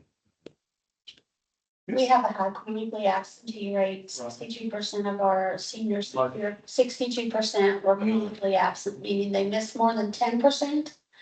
I don't think we have a school in the system that's under 20% chronically absent. We would really like to keep that around 18%. Some of our schools are 35, some of them are 50. And I actually have that data and we'll present out to the board, but chronically absenteeism is a huge, it's not just the Pocahontas County Schools issue. Yeah. It's an issue across the state, but I believe we're gonna be on intensive support for that. Have you done any study or the triggers for that or causes? I don't know if we have or we haven't. We probably need to. I'm looking at the attendance directive. Something more for you to do, Miss Schiffman. Yes, it's a lot of. We- everything's we have down. We talk about it a lot. I mean, a whole lot, too much. They tried some new things, personal contact with all students. This year, we were kind of holding our own until the end of May. And then that really shot us in the foot because some of them that were just, they were below that absenteeism rate and then they just stopped coming and 10%, 18 days as 10% of the school year. That's a month of school. And I can remember there were hordes of people years ago when I was in school that got faithful attendance or perfect attendance, and it was a big deal. Now it's not so much a focus on that person that got to perfect attendance because we're told, and it's not good to come to school when you have a fever or a stomach virus and share it with everyone. We absolutely understand that. I don't think that was Right. addressed years ago. So we look at that differently. COVID changed how we look at illness. And it also changed, I think, the community's thoughts of going to school and it's like, oh, well, I'll make it up. I'll make it up. They give me the opportunity to make it up. So we have to figure out how to balance that and we want them to be there. I love it when I hear parents say that they were sick as a dog. They had a fever of 102, but they didn't want to miss school today because they was on a project they wanted to be involved with. And they said I had to tell them they couldn't go. So we've got that extreme. And then we've got the extreme that says, well, they don't care. Or we've got a substitute today. I'm not doing anything. We want a better conception across the board. So we're working on that. And all the schools have addressed that issue and worked. And the high school it's a different beast It's just a different beast than an elementary school. So I've already been talking to Mrs. Whitener about that, about what we can do to try to focus on that and try to target our students to make them want to be there instead of just dismissing them. On the flip side, I was talking about student attendance. And sometimes you gotta look at employee attendance. Yes, Right. that is a big, I mean, that is a big factor. I don't know how it is here, but there's counties where, you've got one doc-day staff, which means you exhaust all the leave that you're entitled to, and that leave is the 1.5 times 10, which is. Okay, but We have several staff of documents. I mean, recognize the student, but as the board, moves through this process, we might recognize sometimes, there may be employee attendance issues. That's not it's like extreme negative impact on our students in terms of consistency in education and an revolving door substitutes. How do you, That's not the case. how do you take that issue to the public, chronic absenteeism? Is it a Um, community discussion? we need to do a better job, to be honest. Mhm. What I would like to see is to get a stakeholders group together Yeah. to talk about attendance and maybe to have our LSICs focus Yeah. on solving the attendance This is too. movement. Yeah. So that we have it back at the local level and then, I mean, I don't know, maybe the LSICs could take it and run with it. Mhm. I also think we are talking about reactivating our student representative on the board. I think we need to take it to the students, say, hey, why are you absent? What can we do to Absolutely. improve the absenteeism? So I think that might be Yeah, one of our goals, is to work with our students and get some input about what they value and why they would Yeah. come to school. Because I don't think we have done a survey of student Right. interest and see what they would value, what would make a difference. I don't I know. think that'd be a good way. That's a good, all those things together would be a good way to have a whole county or community conversation on that issue. Yeah. And it affects every county. I mean, it's not. It's everyone, that's right. We're not- That's what we know. So. Other issues? What about working together as a board? Intra-board relations. Yeah. Remember we talked about that orientation? What is it? Forming, storming, norming, reforming, etc. And that was a pretty good discussion. I thought Ms. Bronner did very well with that. Because it didn't really apply to county boards, but it really does. Learning how to work effectively together, learning how to respect different approaches and different things you bring to the table. And then learning how to figure out the corporate, how to work as a corporate body. There may be variances, there may be differences. But when you leave the meeting, then often there's terms that come up like rogue board members, all sorts of things like that. And it's very difficult if someone's passionate about something and they end up on the 3-2 or the 4-1 and they're in the 2 or the 1, then we say, now you just got to accept this? Or do we say, we appreciate, I'm trying to figure out, how do you, if you're on the minority of something you consider to be very important, how do you, as a member of the board, then support the majority decision when it's not the decision that you would have made? I mean, that's the only way I can ask. That's right. That's a tough one. I've been there lots of times. I think And- that's how you go. Yeah. That's experience. I mean, it's gotta grin and bear it, you really just gotta just like, Yeah, don't undermine the majority. no, If you weren't it's for the just majority- business, Yeah. it's just business. Don't undermine the majority, and things will, things always come around. So in other words, maybe that majority decision that was made 3-2 will be 3-2 another one. So Yeah. always keep that in front. But the main point I'm trying to get is, don't make a career out of Facebooking and everything else to the Yeah. world. Hey, I voted against this because. And hey, I'm against this even though it passed because. Yeah. Because it's already done. Like Ms. Crimer said, the election is over. She meant that about new members, but then voting's over as well. Yeah. So that's kind of the way I would put that. But be sure though, that you have an environment where members can bring to the table how they feel about issues, and the board president ensures that it's an equitable discussion. And even, so be sure of that part of it. But once the decision's been made, the decision has been made. And then try to figure out as a board, then 2 or 3, after you've made the decisions, talk about it later. Did this work out like we thought it would? Yeah. Do we need to change anything? We made the decision, but do we need to change anything?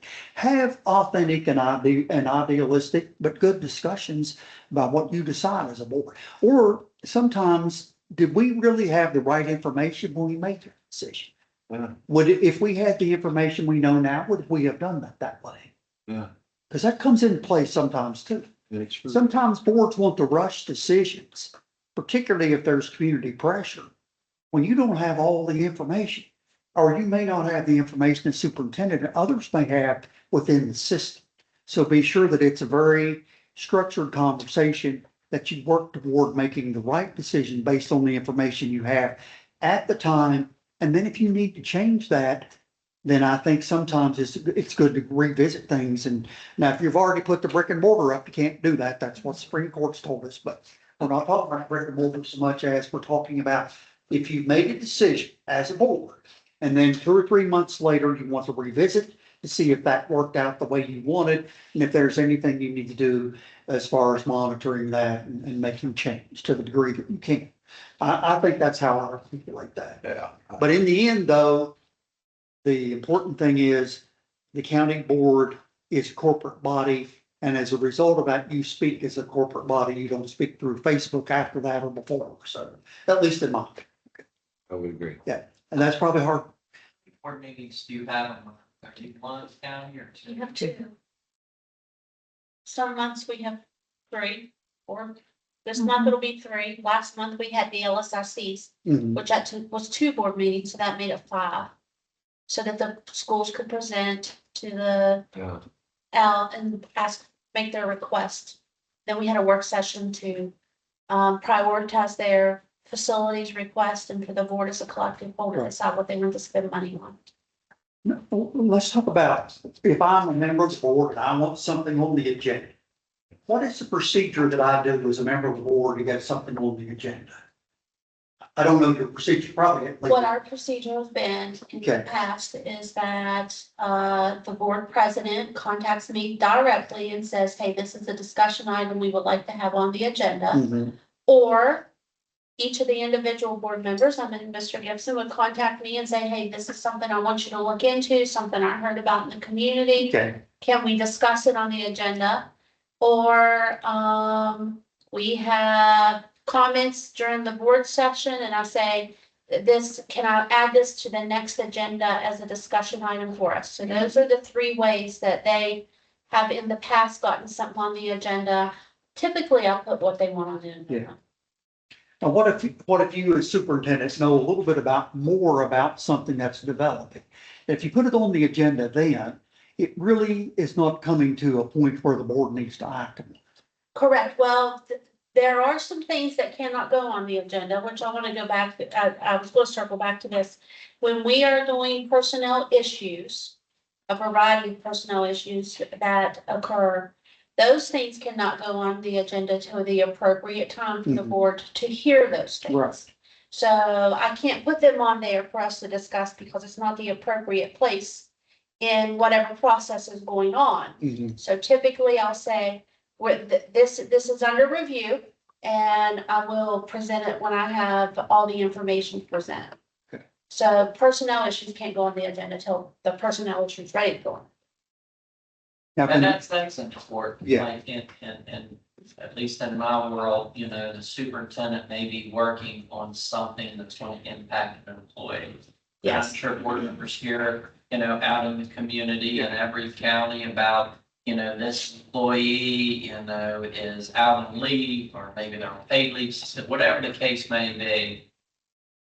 And you folks are sitting there in the dark, because you can't be prejudged. I mean, an employee is entitled to a notice in writing of a recommendation that's going to be taken to the board, to receive that notice and to have an opportunity for a hearing in front of the board. And the way the process works is there will be a hearing. Let's say it's on an employee to terminate their employment because they've done X, Y, and Z. The superintendent will come in front of the board with the employee here, make that recommendation. It's the superintendent's burden to prove that the employee should be subject to discipline. You folks really sit there as a jury to kind of hear and question. When you have opportunities to question the superintendent and the employee before you make a decision on the superintendent's recommendation as it relates to that employee.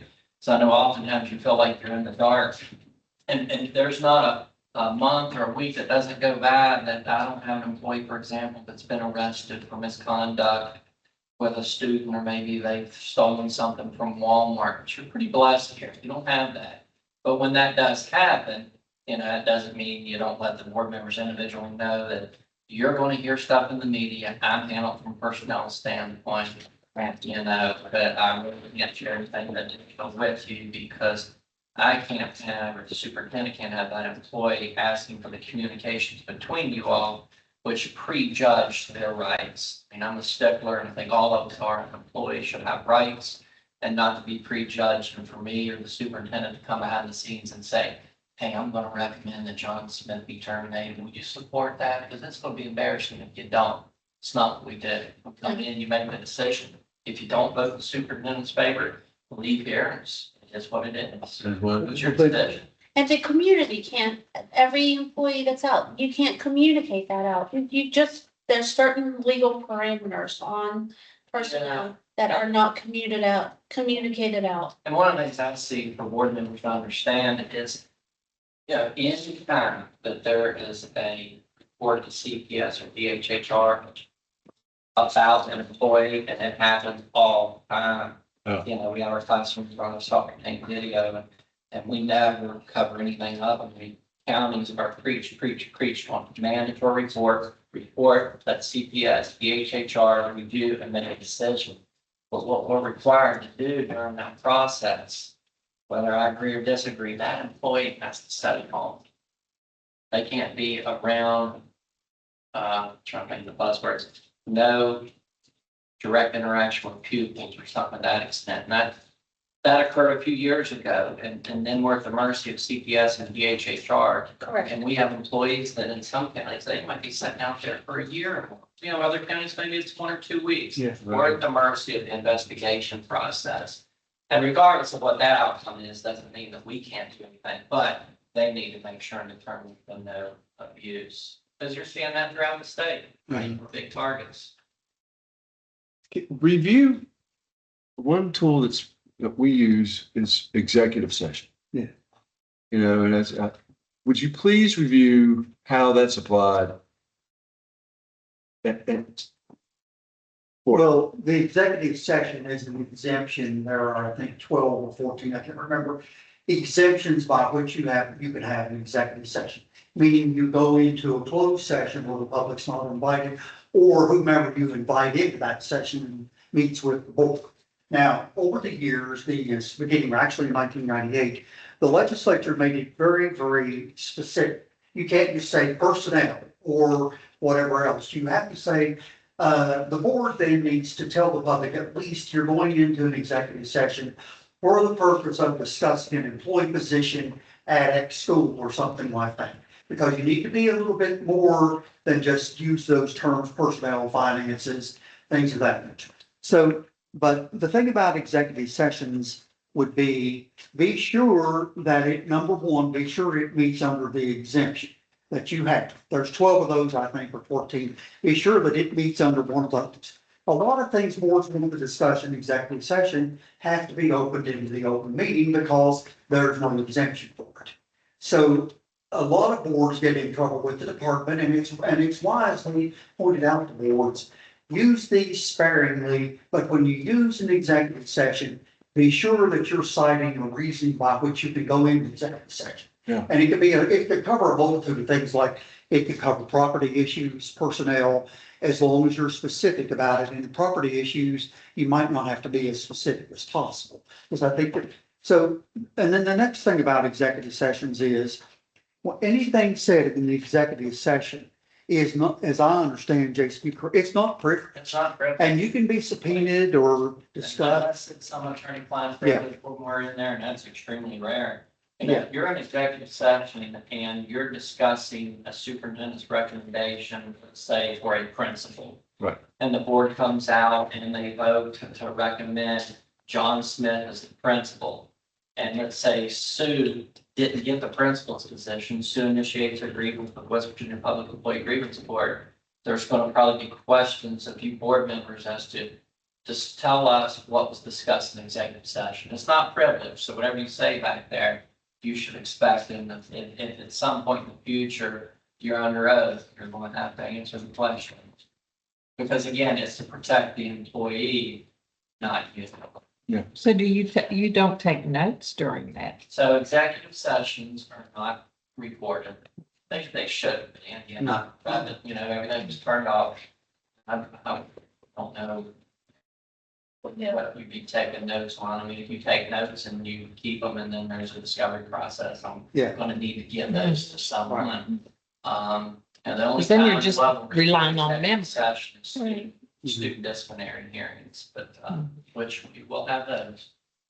The other thing is you deliberate toward a decision.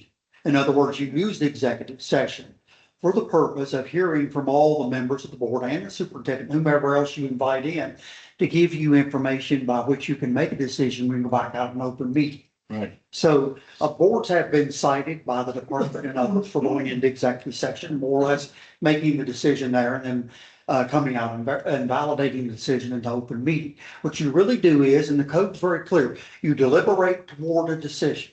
You get the information that you need during that session, and then you come out and then the board, then a motion will be made to convene an open meeting.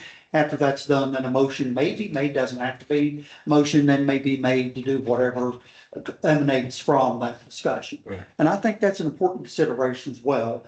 But the main thing that, when you read the department reports, I think executive sessions always raise questions with the public. Could you have done this without it? And there are certain things you can't, but could you have done this without it? And would it be better if you did? So you have to kind of weigh that. That's board president and the superintendent working, on the agendas and things of that nature. So, but the other thing is, if you go in an executive session and then you tell everyone about what happened, then you're more or less violating the reason you went in, but really you're not stopped from doing that. Is that not correct, Jason? Correct. There's nothing that stops you from doing that except the oath of loyalty you need to have to the other members and whoever's in there. Yeah, it's a question of ethics Yeah. when it comes to that part. Yeah. And there are allegedly people who go into executive sessions, board members, and they put it on Facebook about what happened and things of that nature. Well, If you're ever in executive session with me on a matter that involves attorney-client relationships, because I represent the board, I think county superintendents, everyone recognizes that I represent the board. And if you leave there and communicate what we discussed behind that closed doors, it creates an issue. Yeah. Like it creates a significant issue. I'm not trying to hide anything or otherwise, but maybe we're talking about the settlement of a case and, then what we've done is you've waived attorney-client privilege and you want to avoid that. But again, that's, this board executive session. We should always say if we go in for personnel is confidential, so that's why you go into executive session. You can't go out and say what you said about the personnel person. Yeah. You can't go out and if I said, Mr. Gibson was doing blah, blah, blah, well, he can't go out and say in an executive session, I was told employee A went out and they did this, and that's what we're investigating. You can't say that. Can't say that. There may be times where you board members have questions, of the superintendent, why Yeah. you recommend it. that's what I was, So and that's, And again, if you got questions as to why you're recommending John Smith for the football head coaching position. Yeah. Counties, it's always athletics to an extent. Mhm. And those are always the great debate of our athletic coaches, like, well, maybe other people apply. You want to hear from the superintendent and the reason for the recommendation as to why that's being made for that individual. It's fine. And then if you have a committee that does a recommendation you make, is it true that you can, as a board, then see the evaluative criteria used in that, make that decision? Yes, we can see that. That's the only time you can do that as a corporate body. You cannot make a request to see that information as an individual member.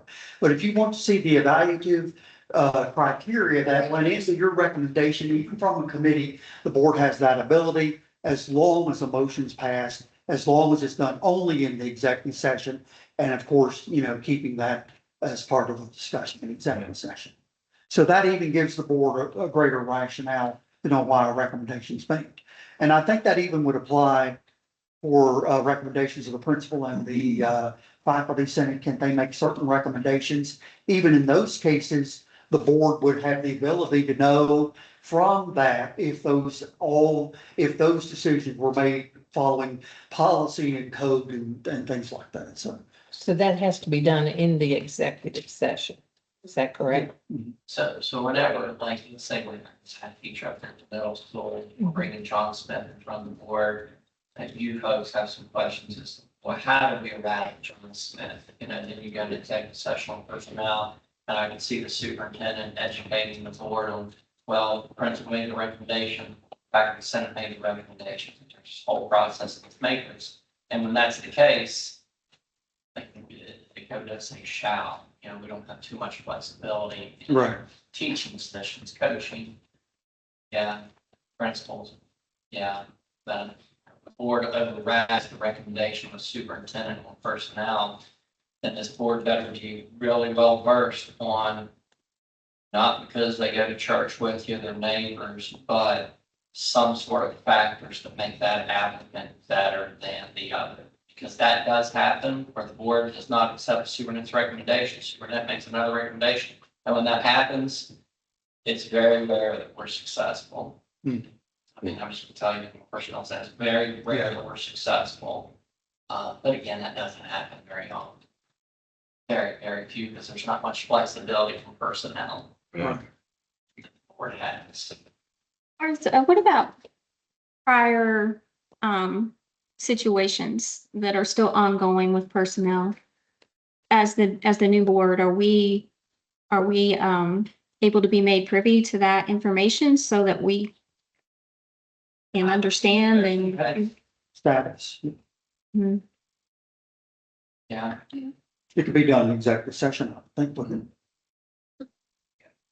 Good. Okay. so everyone's up, knows the issues. Any other questions, issues, concerns?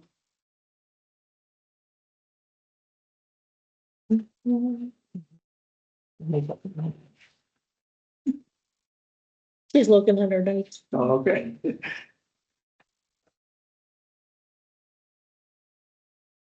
So just that, because I want to be clear, you don't have an issue if we attend LSIC meetings. We just should not advise or offer advice. Well, the LSIC meetings under the open meetings laws are open meetings. Yes.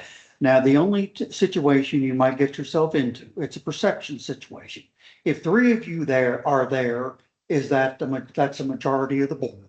If one person's there, it's different. And it also may be you have a policy that, yeah, that's the other issue too. The issue, you may have a policy that actually explains your interaction with LSIC. We do have a policy on board communication, and just to address the LSICs, I have, spoken with Tammy Barney, who oversees the LSIC process, about getting the board members, the LSIC presidents, and the principals official training on That's the exactly- LSIC that's what operations. Because it was part of our state intervention, Yes. LSICs were not functioning appropriately. I've trained on LSICs and what that makeup looks like, Mhm. but we need to make sure we're abiding by the rules, we're doing our agenda, Right. we're sticking to the agenda topics, we're doing our meetings. So we do need some training, we Yes. need a little fresh up on that, and I. Miss Barney, yeah. Ms. Barney, Superintendent Kelly, and Ms. Kreiner, they are in the process of getting us some training on LSIC so that the board members will have their questions addressed, and that we'll all be on the same page. Yeah, that's like the audit, everyone Yes. getting the same foundational start. Yes. it sounds like you all have active LSICs, Mhm. which is not common. It's Which means not. that's a good thing that it is, because that's what they're there for. Right. Yeah. And they can waive county board policies. Yeah. They can make recommendations to waive certain laws, not personnel laws.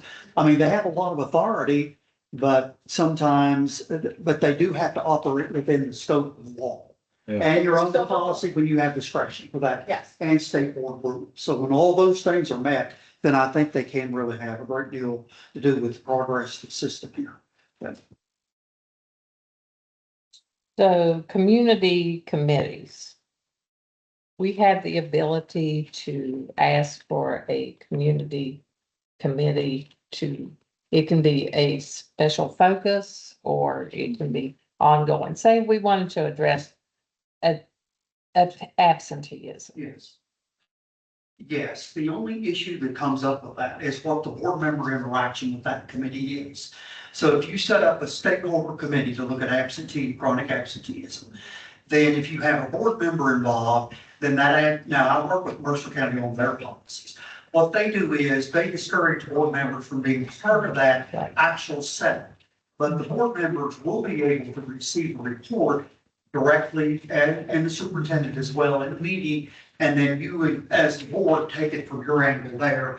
But I would discourage you from being part of Right. committees, especially when you set up, like superintendent will often have a personnel relations committee, you talk to the various teacher organizations and groups. I don't think it's wise for board members to be part of that. That's my own opinion, but I think your role is to get the information you get. When you get that information that's been gathered, then you can take it from the board angle to see what the next steps are. So I would discourage you from being part of those committees because it gets into several things. One, if there's 3 people there, then there's a perception issue. Even if there's 1 person there, did you really convince the committee to do it this way? That sort of thing. So If there's 2 people there on a committee, actually, that, then even though a quorum is 3, if there's 2. oh, okay, I didn't know that. 2 on a committee makes it subject to go to some things that you want to know, the public, but you're trying to avoid all that extra. Yeah. You know, it's a committee, you don't need all those additional formalities that you folks face. If you do it, it's just one. I don't want to be on the committee. I just want Well, you can to, set up- well, yeah, the board has the ability to set up committees or whatever. See, a lot of this goes back to whatever policies you have. The policies you have will likely say, if you want to set up a task force, committee, study group or whatever, these are the procedures for doing it. And then we're getting into more of a mechanic of how it actually operates. So you probably have a policy. I would think. we do. If you have the old policy, you probably have. Yeah, we have a lot. Well, if you have the old policy, you have policy. Yeah. Yes, we do. What was your opinion on, board members getting involved in fundraising? Do you have any policy on that? You have any opinion on that, you know? I would discourage that just simply for perception reasons. There are roles and responsibilities that are outlined with excess levies and bonds and other things like that. I'm not familiar with all those. But really, these are things you turn over to other people, is what I think. And then, once you do that, then if you get information, that's where you act as a board. Now, I don't know what you have. Do you have policies that allow?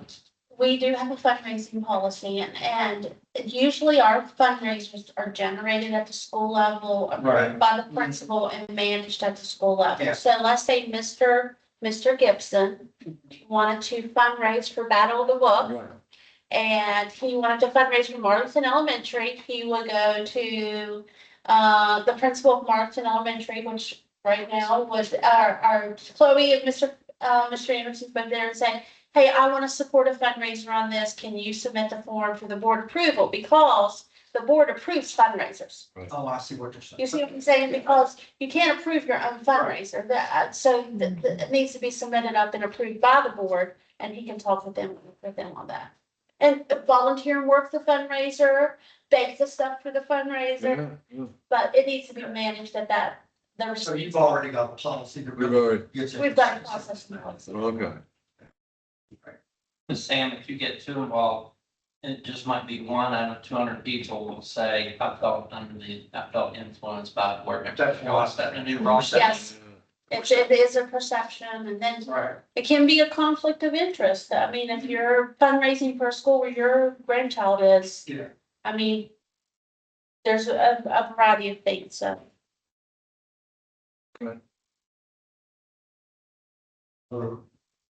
Issue, questions, concerns? So really, we were talking about several things. We were talking about academics, we were talking about fiduciary responsibility.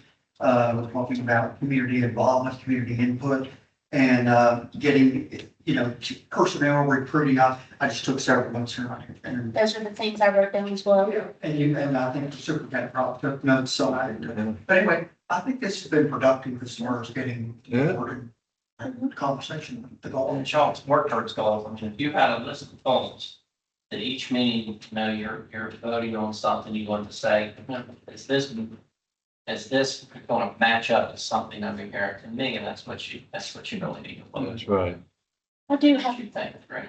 one more thing I would like to ask about, and they don't know about this because they haven't done it, but the board effectiveness evaluation. when is that done? And is that a jumping off point for setting board goals at all? It could be, I don't remember when that's to be turned in. But the board, it may have been done with the previous board. Is it? I can't. With the previous board did not do it this year. Okay. So would it be appropriate to utilize that survey as a point for them to think about where we are as a board and look at our weaknesses on that? Because that is something we do need to do. And I think that has to be posted. Yeah. So I don't know. But that's why I'm asking. I don't know. I think it could be used for that purpose. I'm thinking about the deadline, not the deadline. But it could be used as a foundational discussion thing as well, once you get the evaluation done. Then I think after you do the evaluation, you make a general statement to the public about Yes. the board and its activities. And we post the results. It's on the website. Yeah, And that's on what the other website, at least the School Board Association, it's a very valuable resource. Yeah. You know, one of them, you'll go down and you'll see that the self-evaluation, evaluation tools in the kit. So that's actually on the School Board Association website. School Board Association's website, then- really a good resource for these folks. That's what I was thinking. That would be a great Right. self-evaluation reflective tool for us to utilize, and it would help us with maybe some of these other issues. Like, we're getting answers and questions. I mean, there's a number of valuable things that over the years, that need to tell us how many years, it's been a lot of years. That, you know. Well, you do the superintendent's evaluation has to be done by. Ours has already been, mine was June 30th. Okay. But it's probably because I'm a new superintendent. I didn't know when the board evaluation was supposed to be done. Should they have done it before? Can we use it now? I need Well, Yeah. Mr. I think, I mean, I think you're outside the window, but I think you've got to make a good faith effort, Okay, recognizing that these folks have no idea that. Right. Your board meeting number 2, and 1 was just kind of a wash, if that makes sense, and it really was. And I know you did some things, and this is just a special meeting, and And then if you want to broaden the evaluation can be done only on goals, but if the board and superintendent in advance go into those other areas in the evaluation and it's mutual, then it can be, those areas can be brought up as well, like community relations, finances, and personnel and other issues. It's probably better just to start out with the goals that you'll be working on. okay. And then if you need to next year, you can move into those other areas if it becomes a mutual. Okay. So the prior evaluation that was done with the previous board, is that something that we're privy to? Can we see? And what were the goals? Like, I looked at, and you know, for them in the minutes and I couldn't find them. All the goals that we set Mhm. were on the top of the Your goal, agenda. those are your goals? That was Those the are- board set those- for you? Those were goals of the board that I worked on for the board. And part of that was the establishment and expanding of CTE programs. Mhm. My goals were a little bit different, Mhm. and they were tied to the strategic plan, but moving forward, we can create new goals and establish what those and align those to the board goals. I try to align my goals with the board's goals, each of the director's goals with my goals, and each of the school Right. principal's goals. I Yes, it is. think the responses are anonymous, if I'm not mistaken, on how they're collected, but Yeah. somehow they should end up on your web. The superintendent's evaluation, The No, the no. goals. Our superintendent, goals. the board's evaluation effectiveness, the board's, Yes, we need to get the board's effectiveness as a good faith effort out there. that hasn't been done yet? You don't think? No, Okay. It needs, yeah. it needs to be done. But the evaluation process, I was just trying to, that's what I was speaking to, not for the board's evaluation, but the evaluation that we do that's due by June 30th, is that what you said? So that is done based off of the goals that are set by the board for the superintendent. Is that correct? Previous September 15, Mhm. and whatever, that's when the goals will need to be set for this year that we're in, FY 27. They have to be Right. set by September 15, if I'm not mistaken. That's correct. And then since you have a multi-year contract, then it's by June 30th after that. That's If you correct. didn't have a multi-year contract, it has to be by March 1st. Mhm. Yeah. I was just hoping to see those goals if we have, if we Yeah. can, just to understand the evaluation of how. We'll get How that for you. Yeah, be something. You can see them. Okay, thank you. And I'd say, get a window of time tonight, it's not a long. I can't get my web internet to work in here, but if someone, Is it not professional? yeah, well, I think I'm fine. Bar, you can accept. You have the internet back there real quick. Just type in WBDE policies, just because tonight it'll give her an opportunity to kind of, it's only a couple pages. What policies? There's a whole slew of them. It's not going, oh. Go down, pull up their webpage, keep them. If you go to the WBE and then go about us. Pull up that down right there. Go down to like. Scroll all the way down. Keep going. So these are all the Department of Education policies we have to follow. And in addition to your county. Wow. 5309, so if you go there, county superintendent report, and click on that, that gives you all the deadlines and the requirements of the evaluation process in terms of when that would be, those goal settings, all that stuff. In terms of that, yeah, his webpage is really good for the county board of education, so, but yeah, it's only Okay. handful of pages. One of the short ones. Yeah. So the goals have to be set by the 15th of September. They would have to be set by September 15, and then the evaluation has to occur between September 15 and June 30. Based on the goals. Yes. Okay. Yeah. And September and the process, 15th. and then Jason points out the process, everything is spelled out very Yeah, at least descriptively. one goal, Yeah. because this one's been subject to change over the years, most recently updated. And if you scroll back up, keep on, no, the other way, I'm sorry.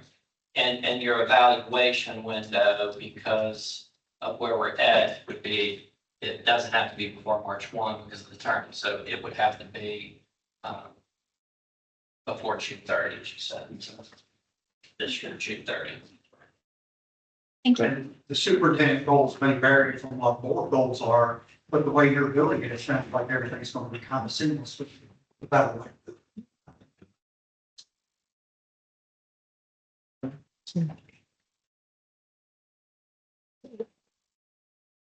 Give you two handouts here. One is, this is what we use for orientation of people who were appointed to boards, and you might take a look at that if you want to. And it has several questions about the county board role. And this is something we use. We had a fiduciary responsibility meeting in November, and it covers board protocol. It's about mythical county, mythical people who are involved here.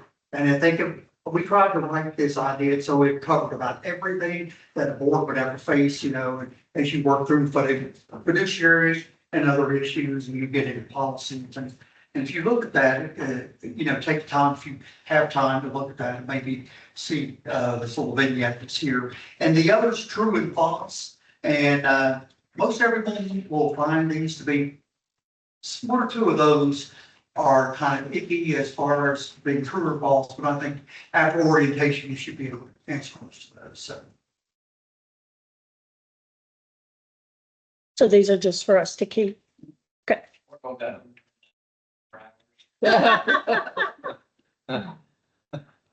Yeah, Thank you all. Thank you. thank you. Thank you.